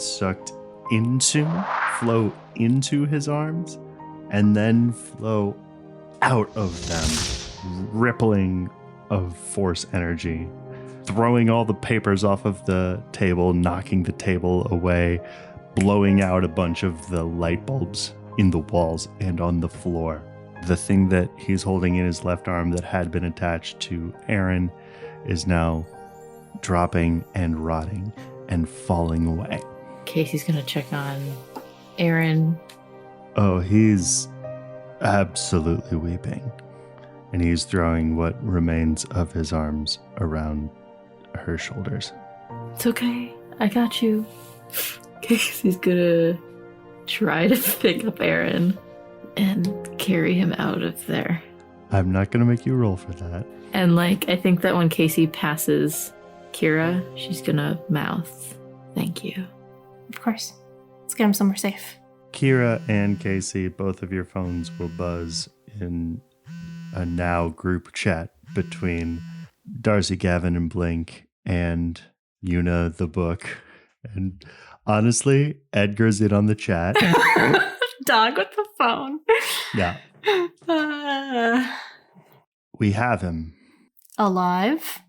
Yuna will go, thought it should be you. I think Kira will look at Casey. I honestly think that Casey is not paying attention to her phone. She has carried Aaron up out of this basement, bring her to the car. Hopefully Jesse and Gia have found what Casey sent them on and regroups with her out there. Kira will say once we get Aaron, I assume, into your van. They've got him. What? Darcy, my people, all of them. They captured Nathaniel. Okay. He's at Jupiter's Garden. Okay. They said if anything happens to him, it should be your decision. If you're okay with Doris taking him. Are you going to take him in or are you going to take him out? I haven't thought that far yet. I have to take care of my cousin. Well, I'll leave it to you then, Director. If when I talk to him, we can... I haven't thought that far. Yeah. Well, if you need me there, Kira, roll act under pressure. Oh, fuck you. Okay. 8. Kira's not here right now. Who is? That's up to you. Johnny, I was just about to make amends. But she just did again what she did before. And you're not ready to get past it. So who is it? Kind of curious. I'm kind of curious what happens if it's the wolf. Then it's the wolf. Casey, Kira is fully growling at you. Casey takes a full step back. I don't know what I'm role-playing here, so you'll have to fill in the blanks, Johnny. Kira? Yeah, I think you can't properly talk. Yeah. She snaps her teeth at you threateningly and leaves her mouth open, showing her teeth. Tommy? Casey, roll act under pressure. I don't know what to do with this. 9. Okay. Kira grabs you by the wrist and pulls you in close to her and sniffs your neck threateningly and then lets you go and just looks at you with thin, angry murder eyes. There are double-sided daggers in Casey's hands, but she doesn't use them. She'll walk backwards out of the room and then turn and leave. Well, we're technically outside. Well, then she'll walk backwards away from you for a few steps and then turn and leave. And I think like Tommy will sort of look back and forth between the two of you and like make jumping steps after Kira and be like, I don't, and follow her. Yeah. Yeah, I think the only other thing is that Casey would probably just, close up the car, take Aaron to where. Okay, before you leave, I think Anna might have seen that and might actually say something before you head out. So that was weird. Telling me. I think she just needs some time, Casey. I don't know what she's all said, but she's feeling pretty alone right now. I get that. Time is what she needs. I'll give her time. It was nice having you back. Yeah, you got a great shot. Thanks. Look, I never properly apologized for the last time we were all together. I know I kind of flew off the handle a little bit. Yeah. I wasn't in a good place, and I'm sorry. It's in the wind. Yeah. I get it. Are you doing anything on Thursday? Besides probably working, no. Tell him that you can't work this Thursday. Well, we'll see what I can do. I'd love for you to come over for, I guess at this point it's kind of like a family dinner, but Jesse will be there. Diego's usually there. He's usually a little bit late, but I'd love for you to join us this Thursday. Oh. I mean, there's also a few other, like Gia comes and Talk will be there. Nick sometimes shows up. Mark's not invited. No, Mark can come sometimes. That's okay. I'm just going to hang out with my bird and everything. It's just, I haven't really gotten a chance to really, kind of properly invite you guys. And after how things left last time, I thought, a little bit of space to cool down, process, recuperate. Yeah, that sounds nice. You don't have to give me a yes now, but think about it. It's Thursday night dinner. I'll think about it. All right, well, see you around, Davis. And Anna. Mm-hmm. It's Nick. And then Casey gets in her car. I knew it!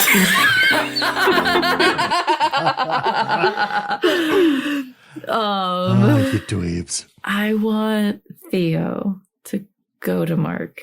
I made a promise to little baby ghost that we would help him go to the sky because he didn't want to go to the stars. Can you help him? She doesn't like me right now, but I'll give it a shot. Okay. And Theo will take Mark's hand and lead him to that other weird cave room. Okay. So you're looking at the baby who has now fully assembled all of the stuff into a little pile on top of the folded sheet. And he kind of looks up at you as you walk in and then looks at the stuff and points at it and still pointing at it, looks back at you. While Mark is focused on this child, he's in his mind reaching out to Ro. Do you have a second? Is a second the one that's now? That's a good guess. Yeah, yes, now I have. I can. At this time, still. I have someone for you. You brought me Darcy. Not exactly, but someone who doesn't want to go to the stars. Theo thought this would be a good place for him, so I'm reaching out to see if he'd be a good fit in the Sky Kingdom. You can feel her sort of gesturing towards your eyes in your mind. May I? And I think I allow her to take control. Okay. You blink and you open your eyes again and you can see suddenly it's like with wondrous clarity, everything. You can tell how old the rock of these walls is. You can tell when and how and by whom and how well they were carved. You can see in the other room the elements themselves that make up the lights that were pinned into the wall. The things you can see and know are overwhelming to your mind. And you look at this child and you know instantly this is a child that is fully unborn. This child grew up as a ghost, grew to this level in an odd kind of anti-miracle. All it wants is to not be here bound by its father's curse. And you, through her, reach out a hand to it. It grabs with its weird little baby hand onto your middle finger. And bursts into a bunch of tiny points of light. I'm sorry, all those tiny points of light fly into your mouth. And then you close your eyes in surprise, and when you open them again, you see the room the way a normal dude would see this room. Before she says anything, I think Mark just in his mind says thank you. No, Mark. Thank you. I knew you would be a good prince for me, as you always were. Is it done? What? Yeah. I've been standing here the whole time. I know. I think he's just kind of like in his communication world for a second. Yeah. Everything is good. He's with Ro. Good. Can we talk, alone? Theo like kind of gestures towards the sky. Yeah. I think Catrell, who is definitely standing right behind Mark, goes like, "Oh, right. Yeah. Okay. Yeah. Can you talk to me right after though?" Yeah. Cool. Theo is like just red. I don't really know where to start and ask this question and where to start this conversation. But you know how back at I think Aaron's house, we were talking and you asked me what ship means and that whole thing, and I seemed upset and you asked me what was wrong, and I said nothing, and that whole thing, and also the whole thing that has been happening the past couple months. As you're saying this, Mark's eyebrow is slowly going up and just kind of are you mad at me? Mad's not the right term. I'm not mad. I'm just angry, confused. I mean, I'm kind of a confusing person, but admittedly. Yeah. It's just, you see, I've been staying at Lincoln Ramsey's place, and kind of what I said earlier when we were trying to figure out what's all the stuff that happened around Anna, and when I said that well, I gave up my family and I chose a different one. I mean, I also included in that family Anna and Kira and Casey. And are you asking to move in with me? No. I just because I mean, there's space. This is excruciating. No. I wouldn't feel comfortable moving that fast, and Catrell's there, and I don't really. She needs a friend there too. I can't be the only one. See, that's what I'm kind of wondering. Am I a friend, Mark? Or am I something else? Because, Executive producer Johnny Grove. No. Oh, no. Theo roll manipulate someone. That's the first time John's ever been, end scene. 7. Okay. Ooh, okay. Well, that still means, Mark, if you tell the truth about how you feel about Theo right now, you will mark experience. Theo, you're the best thing that's ever happened to me. You're more than just a friend. I know I'm terrible at saying so, but you really are much more than a friend. Really? Theo, I love you. Hi. And I would love it if you'd stay with me. I mean, I'd stay in a relationship with you, yeah. Sure.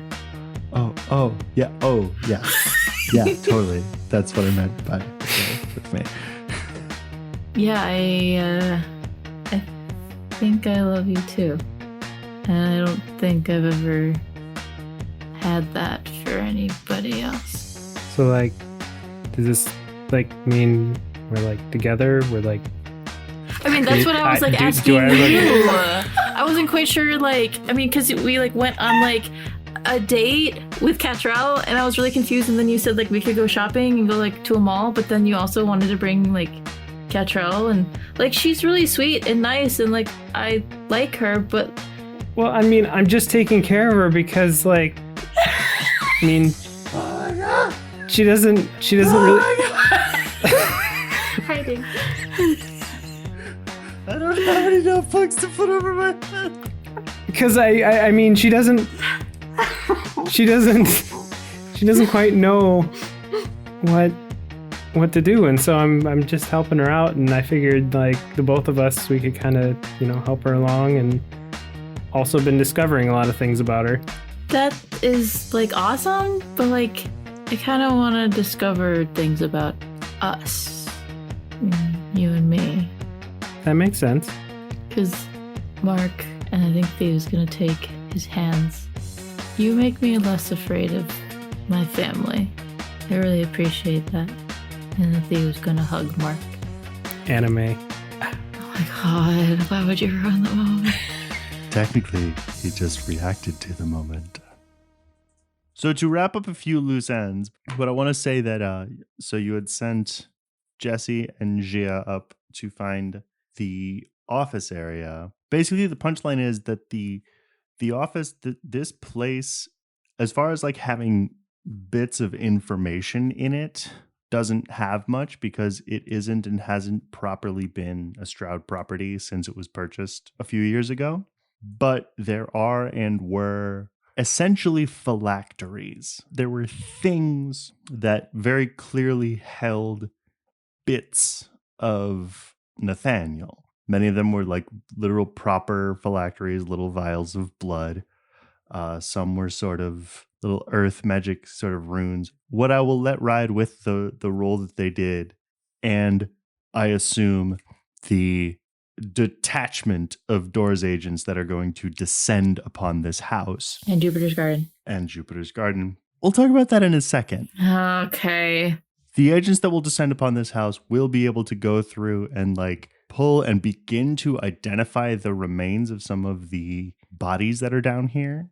And eventually, after the records become declassified, notify the next of kin, etc.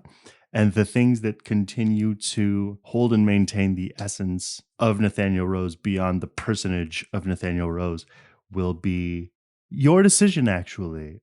Corralled or destroyed. Like these bodies? The pieces of Nathaniel Rose that he has, like... Some of them are jars of blood. Some of them are rib bones. Do we destroy them? Do we gather them? What do we do? I will gather and enact the Strouds and Shrouds ritual and then burn it. Well, the Strouds and Shrouds ritual does not include burning. Okay, fine. I won't do the burning. I will do the ritual. That's for sure. We don't need this motherfucker coming back. Fair enough. So with all of these bits, I will then allow, basically with the group that will descend upon the manor, to do the research or have done the research, ship it off to one of your teams to corral all of the bits of remains of these artificial vessels for Nathaniel Rose, place them into a shroud, do whatever the rest of it is with the gems and the pen and the powder, and then they will be properly buried. Okay, I was going to say, I think Casey would keep a very close eye to make sure it's done properly. Mm-hmm. And I can tell if anybody's lying. That's true. But, what about the man himself? Nathaniel? Mm-hmm. What do you do with him? So I need to decide right now? Yes. Yes, you do. Kill him.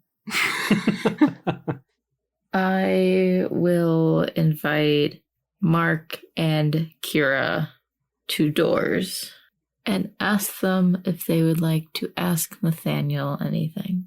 So I will say that after all this investigation and burial and blah, blah, blah, some time has passed. Kira, you've had a chance to catch your breath. Mm-hmm. Mark, you either have had or are about to have a conversation that we'll get to in a moment. And the two of you have been invited by your old friend Casey to her new job, Doors, to talk to Nathaniel Rose. I think that you guys are escorted by Tara to a conference room. Casey will show up a little bit late. Sorry I was late. I was in another meeting. So, what's the deal? You wanted us to interrogate Nathaniel or something? On the other side of this, I think you guys have been put into a waiting room that is like on the other side of a double-sided mirror. On the other side of that mirror is an unaware of your presence Nathaniel Rose. I mean, interrogate is kind of a strong word, but if there's any questions or things that you're wondering, my team has gone through a lot of information trying to sort things through. But if there's any unanswered questions that you have. I guess, where did they get the dead life from? Have I figured that out at all, Johnny? Like through our investigations? Like Doors investigations? I mean, Why don't you roll it? 11. So you know for a fact that Tower was gathering dead life by somehow using the somehow enchanted metal of the vats to disallow souls to pass from here to there. There's an individual called Tower who... Yeah, we know about Tower. Mm-hmm. Okay. They were collecting dead life through some enchanted vats. You also know of you have learned of a kind of metal that, if forged into a blade, bullet, or arrowhead and used to deliver the killing blow, will also disallow the soul to pass from here to there and ferment it within the blade itself into... How is Nathaniel able to get into my head? To be quite honest, I'm not quite sure. Casey will gesture towards the door that leads to the hallway. Into the room to interrogate the man himself. Yeah. With Mark and Kira? Or just yourself? Oh, Casey was gesturing for Kira to ask him. Ah, okay. Well, Kira will ask. This is Casey letting you in. Yeah. I was trying to make some maybe amends, but... This feels like deja vu to Kira. And she'll ask Nathaniel, how were you able to get into my head? Casey and Mark are watching through the two-way mirror. So Kira walks in, sits down across from Nathaniel, alone. Roll manipulate someone, but add 1. I want to set the scene of what he's wearing. I think he's got like a full-on... I think it's a gray sweatsuit. Oh, of course it is. Well, it's a gray sweatshirt underneath a short-sleeved, slightly darker gray jumpsuit. So thank you for the +1, because that's a 12 advanced move. Okay. He still has an odd amount of swagger to him, which is a little insulting. And he kind of like moves his hands around on the table as though they're not cuffed together. I've been doing this for a long time. I think Kira just looks him up and down. Well, that's obvious. I'd looked into you, and I'd been inspired by your Mr. Crook's condition. I split myself into pieces. Your stalker, should I say, had a odd insight into that which makes a person who they are. Who was he talking about? Aaron. Stalker. Oh. He helped me make backups. Backups? Of my life. You didn't think I'd send just one of me into battle against someone like you. He gestures at you with his handcuffs. Oh, he's definitely cuffed to the table. Yeah, they're like clink, clink, clink. He's doing his best. Okay, so he broke himself into parts and he has backups. I'm still confused, like, how he was able to really get inside of my head, though. That was the easy part. You pulled me there. How? By draining you? What? It's what you do. The same life field that you can occupy, I can too. Well, be sure to make a note of that. What do you know about Rex Crook? Oh, come on. He slams his hands down on the table in frustration. Aren't you going to ask me anything good? What question should I be asking? I don't know, something else aside from... This wasn't a real estate dispute. What was it about then? The universe. The universe says. Guessing he's telling the truth. He's a zealot. So he believes his word. Yeah, He's beyond lying right now. Why are you so obsessed with that? Why aren't you? All these things you can do. And you're a reporter. I prefer the term journalist. I've taken a few notes down about you. What should the report say about you, Nathaniel Rose? I don't know, pawn. Why don't you tell me? I think maybe you'll warrant a footnote. And you'll just be the one to write it. Take pride, journalist, to record the legends of greater men. I think that's interesting that you would cast yourself in that role, because I don't think that's how it's going to play out. You've fallen far, Nathaniel. Those who dare often do. At least I tried. Landbound. Is there anything that you have worthwhile to say? Not to you, and not with that prompt. Tower? Have you been in contact with her? He will break eye contact. What do you know of her? Does she yet live? That's a good question. What did you do to her? Can I use monster empathy? Sure. Let me try to work out what a supernatural creature desires. Roll plus charm. I just rolled a 7, so I just get 1 hold. I'm wondering what I wanted. I feel like there was something there, like his connection to Tower. So I'm wondering if what does it most desire is kind of what I'm trying to get after. What does he most desire, and what's the deal with Tower? I mean, he wants his girl back. So the Tower is his lady? That's what you're kind of grokking. Ew. Okay. Ew. I think Casey's gonna knock on the door to the interrogation room, step in, close it behind her, and just kind of raise a hand and like, don't let me interrupt to Kira, and like step back to like a corner, arms folded. How did you two meet? He goes as if to lean back, but can't because he's cuffed to the table. We were work friends. They met when he started working with Rex. Mm-hmm. She seems quite interested in the universe as well. Tarot. Did she ever talk to you much about that? Oh, sure. It's one window into the outer. What other windows might there be? You know some of them. Your friend with the shades, he can open doors. And then he raises both his hands at you, Casey, and goes, no offense, but actual doors. It's a catchy name, right? You know, I feel really confused about just so much of who you are. 1 second, you seem like a nice guy, paying your respects to Riley. And then the next you go and you do what you did to Aaron. Some legacy. What was it all for? It's lawyers, not journalists, who are only supposed to ask questions they already know the answer to. To live forever? He'll lean forward. He'll look at Casey. He'll look at Kira. He'll look through the mirror at Mark. You know. You've seen it. It's tasted you. The hallway? You know what it is. You know what it can give us.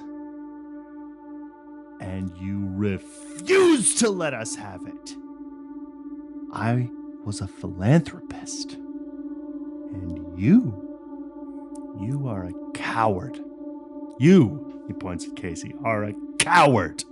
You, he points at Mark. I don't even know what you are. Mark just smiles. I think Kira just kind of looks at Casey and is like, maybe a little under her breath, are you sure about keeping him alive? I never said I was going to keep him alive. Well, if the day comes you decide that you don't want him alive, I'd like to watch the execution. And Kira will walk out. After Kira leaves, tell me, Rose, does the name Oscar Hendrickson ring a bell?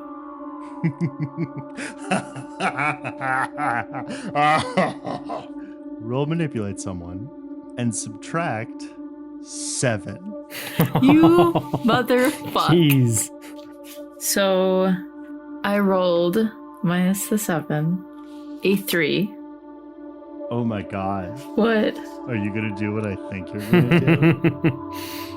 I'm gonna use a luck point. Can I ask just a real quick question? How many luck points does that put Casey up to? 7. Okay. Yikes. Okay. Johnny. Stop, you're making me feel worse. I feel so sick. I feel great. Okay. So you asked him what he knows about Oscar Hendrickson, and you rolled a 12. I think the very first thing he's going to say to you is just to say, spit that name out of your mouth. You don't deserve to breathe his air. That man did more for this world, more for this race than anything walking around on 2 legs. The things he can do and made it so that we could do would flip your eyes back around in your head. Casey is suddenly like at the table, hands slammed down on the table. The things that man did was hurt a little girl. He slams his fists down also, but with less force because he can get less altitude because he's chained to the table. That was not a little girl. It was a god. And what he did will make her our god. She doesn't want to be a god. Where did Oscar go? He died. But then he didn't. Wait. Places his hands flat on the table. His mouth spreads into a wry smile. You already know, don't you? You're here interrogating me, but you won't tell them. Oh, heavy hangs the head. Heavy hangs the head, director. Now you see why I brought wisdom from the past. What will you do with your iPads and your social medias? Keep secrets. Do you know where Oscar... Oh, no. I'm not done with you. You think that you can password protect your folders and that will keep you safe? You think that you can set your sights on private mode? I have a question. Yes, Kira, I assume. So I know I said that Kira walks out of the room, but I don't think she left. Does she hear him shouting outside of the room? I mean, Casey would wait. Casey would wait for Kira to shut the door, but... I think you could also, at your leisure, go back into the viewing room. That's kind of where I was thinking. So am I hearing him shouting and what he's saying right now? Yeah. Okay. Then Kira might walk back out. Into the room? Into the interrogation room, yep. Oh. Casey, glances over at you, but back at Rose. Here's the test, director. Here's what it all comes down to. Is she a friend? Merely an ally? Something more? Or something less?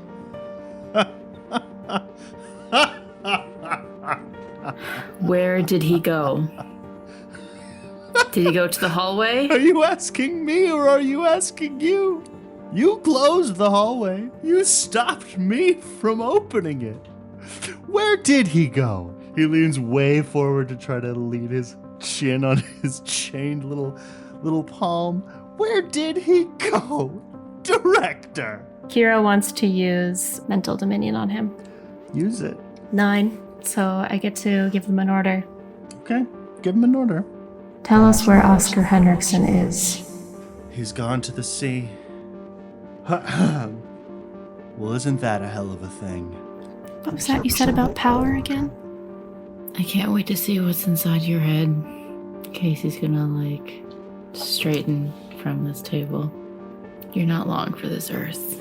Casey's gonna look over at Kira. Do you think I'll go to the stars? No. Maybe I'll just go into the darkness with all the other liars. And soon after you'll follow. Why don't you, he points at you, Kira, ask your friend here? Wouldn't it have been easier to get the answer from her? Rose. Davis. What answer? Hendrickson. We can discuss this in the other room. Casey's gonna walk to the door, open it. But the way you look, are you two not together?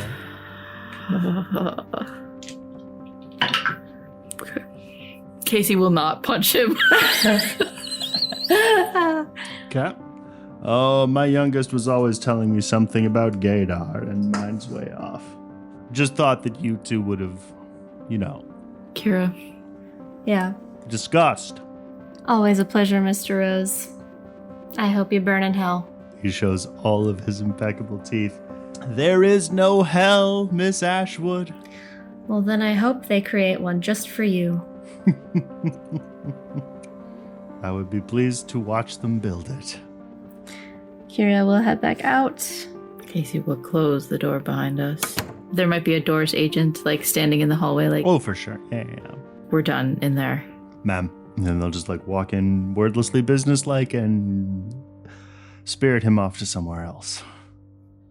Casey will lead Kira back into the room that has Mark.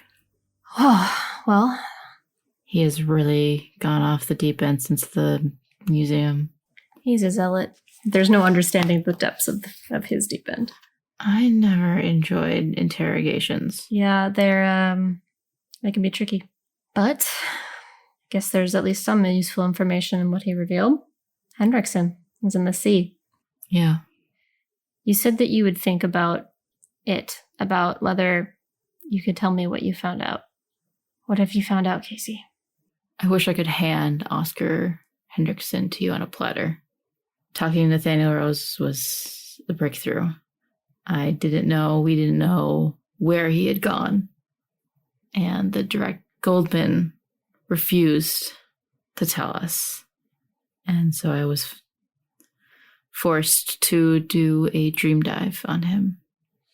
He didn't tell me much than what we already know, that Operation Tourniquet was to eliminate Mom and Dad, and Oscar Hendrickson disappeared, just gone, in 2011. And I reached out to the family. They didn't know anything, surprisingly. There's a couple of projects here at Ears that Oscar had worked on. The side shipping of equipment to agents, like when you were in Duluth and you got that equipment, he developed that project, that technology. He left Ears 5 years after you were placed in that family. It wasn't a family. Excuse me. I really couldn't find any information in our files on Oscar. Goldman said he was dangerous and to not go after him, which, tell me no, I'm gonna go straight ahead. In the dream dive, I saw Goldman and Rose and someone who I didn't realize till later was Oscar, and kind of saw like a progression of time. I was in the direct in Goldman's office, and then I was on a bus, and then I was on a beach, and Oscar was there and on fire and older and saying that he had to leave, and that he was saying that he had to leave to Goldman, that it was his only choice. And I tried to ask him why, and he kind of gestured at himself, this is why. But he seemed pleased with everything that he had done for this world. He said that he was going beyond the reach of this world. He hadn't had any regrets. And God damn it, I should have understood it, but he got in that boat and rowed off to the fucking sea. He went to the Sea Kingdom, like, it was right there. Well, if he's there, how could he be there? Nothing lives in the sea. You know more about there than I do. And I'm not really willing to send agents there. Not after what we've been through. Maybe, Mark, do you have any maybe insights, or does Theo? You guys have been there more times than I can count. We could try to track him down, I guess. If he went and escaped to the sea, we'd have probably more luck if we went to there. I just be cautious. Evelyn Goldman seemed kind of afraid that he was dangerous. I mean, what he did to you, I can't imagine what else he could do. And maybe he's safest there. I'll try to be cautious. But you know as well as I do, Casey, that if I see him, it's not going to be pretty. It's not what I'm saying, Kira. What do you mean? Just be careful. Yeah, I'll try. Like, I know you two outside of Theo are the strongest, magically speaking, I know. If I was putting my chips on anybody, it would be the three of you. Be safe. Yeah. Thanks for looking into this. Thank you for helping. I can walk you guys out. Yeah. Like, as we walk downstairs, before we say goodbye to Casey, Kira would probably just turn back to her and say, Look, I don't need the director. I need my friend. And, it's kind of sucked these past few months. Oh, well put, Puppet. Yeah, I've been having a hard time turning it off. Well, I understand. I think you need to understand why I got as angry as I did. After what they did to me, Henrix and Evelyn, just once I wanted to feel like I was in control of something. That I could do something, in charge of my own fucking destiny. My life had been scripted. It's still being scripted by them. I took that away from you. Yeah. You made me feel powerless, Casey, when I had already felt that way for so long. I don't know if it's enough, but I'm sorry. You don't need to forgive me, but I'm sorry. I still have some shit I have to deal with, but I want to get over it. Don't get over it. Just heal it. When you've had some time, let me know and I'll bring some mint chocolate chip. Oh boy. That sounds good. Maybe we can go on a double date sometime. If Tommy doesn't rip me to shreds. Aren't you? I thought you and Tessa broke up. Who are you bringing? Just like this guy that I've been. Oh boy. Seeing. Casey, is it Nick? No. Okay, I don't need to know. I don't need to have that move to know you're lying. Okay, so like I think Casey does it very quietly so that like Mark doesn't really hear. Mark, roll read about the Fuck! Yeah, I know what's going on. No, I'm 9. Yeah, you don't hear every word, but you know what they're talking about. Wait, what? Casey and Nick! Clayton.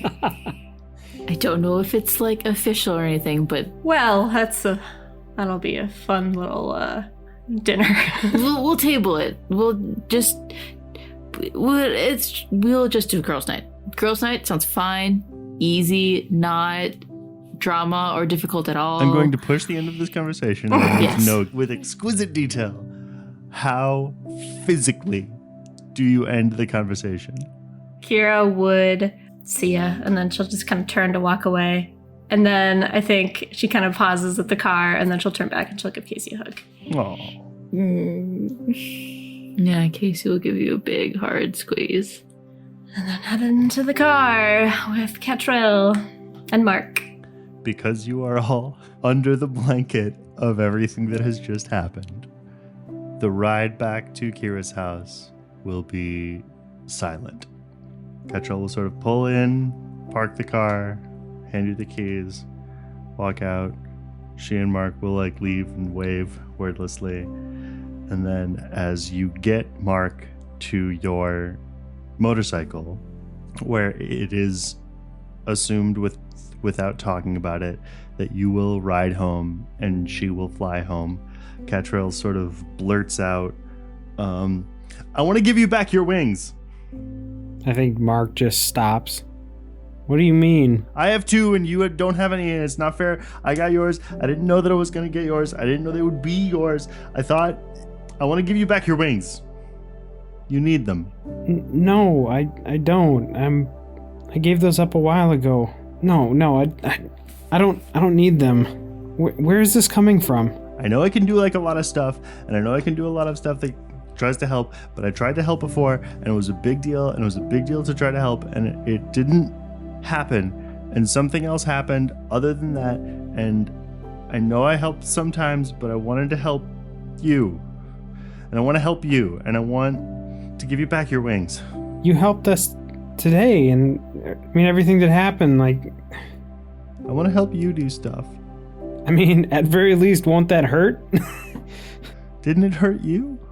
When I lost them, I more gave it up and there was no pain or anything involved.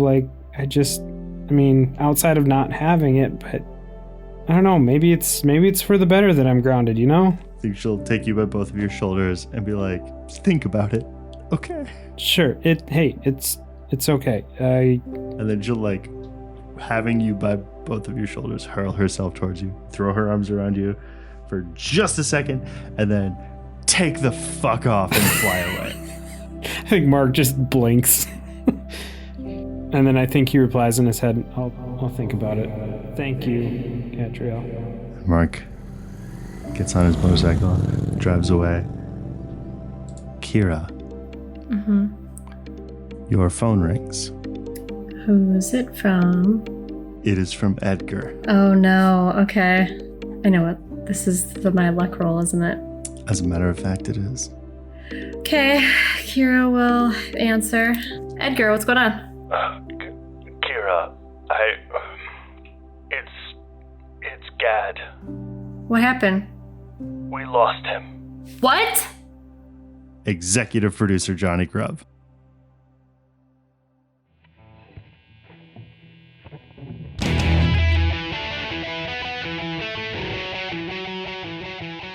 This has been The Monsters Playbook, featuring John Wander as Mark Clayton.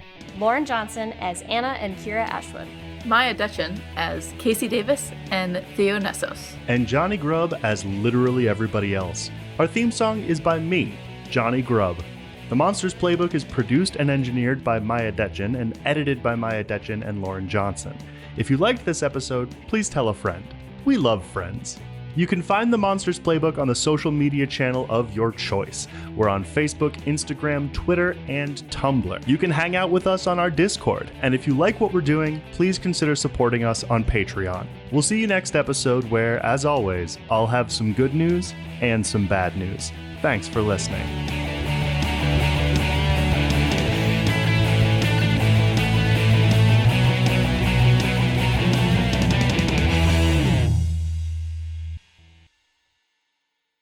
The front door of the manor swing and slam open, and you hear a huge booming shout come from it.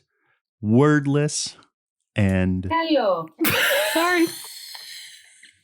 I thought it would fly through his fingers. what are you gonna do? What are you thinking? What Greek word are you thinking of saying? Wordless fail.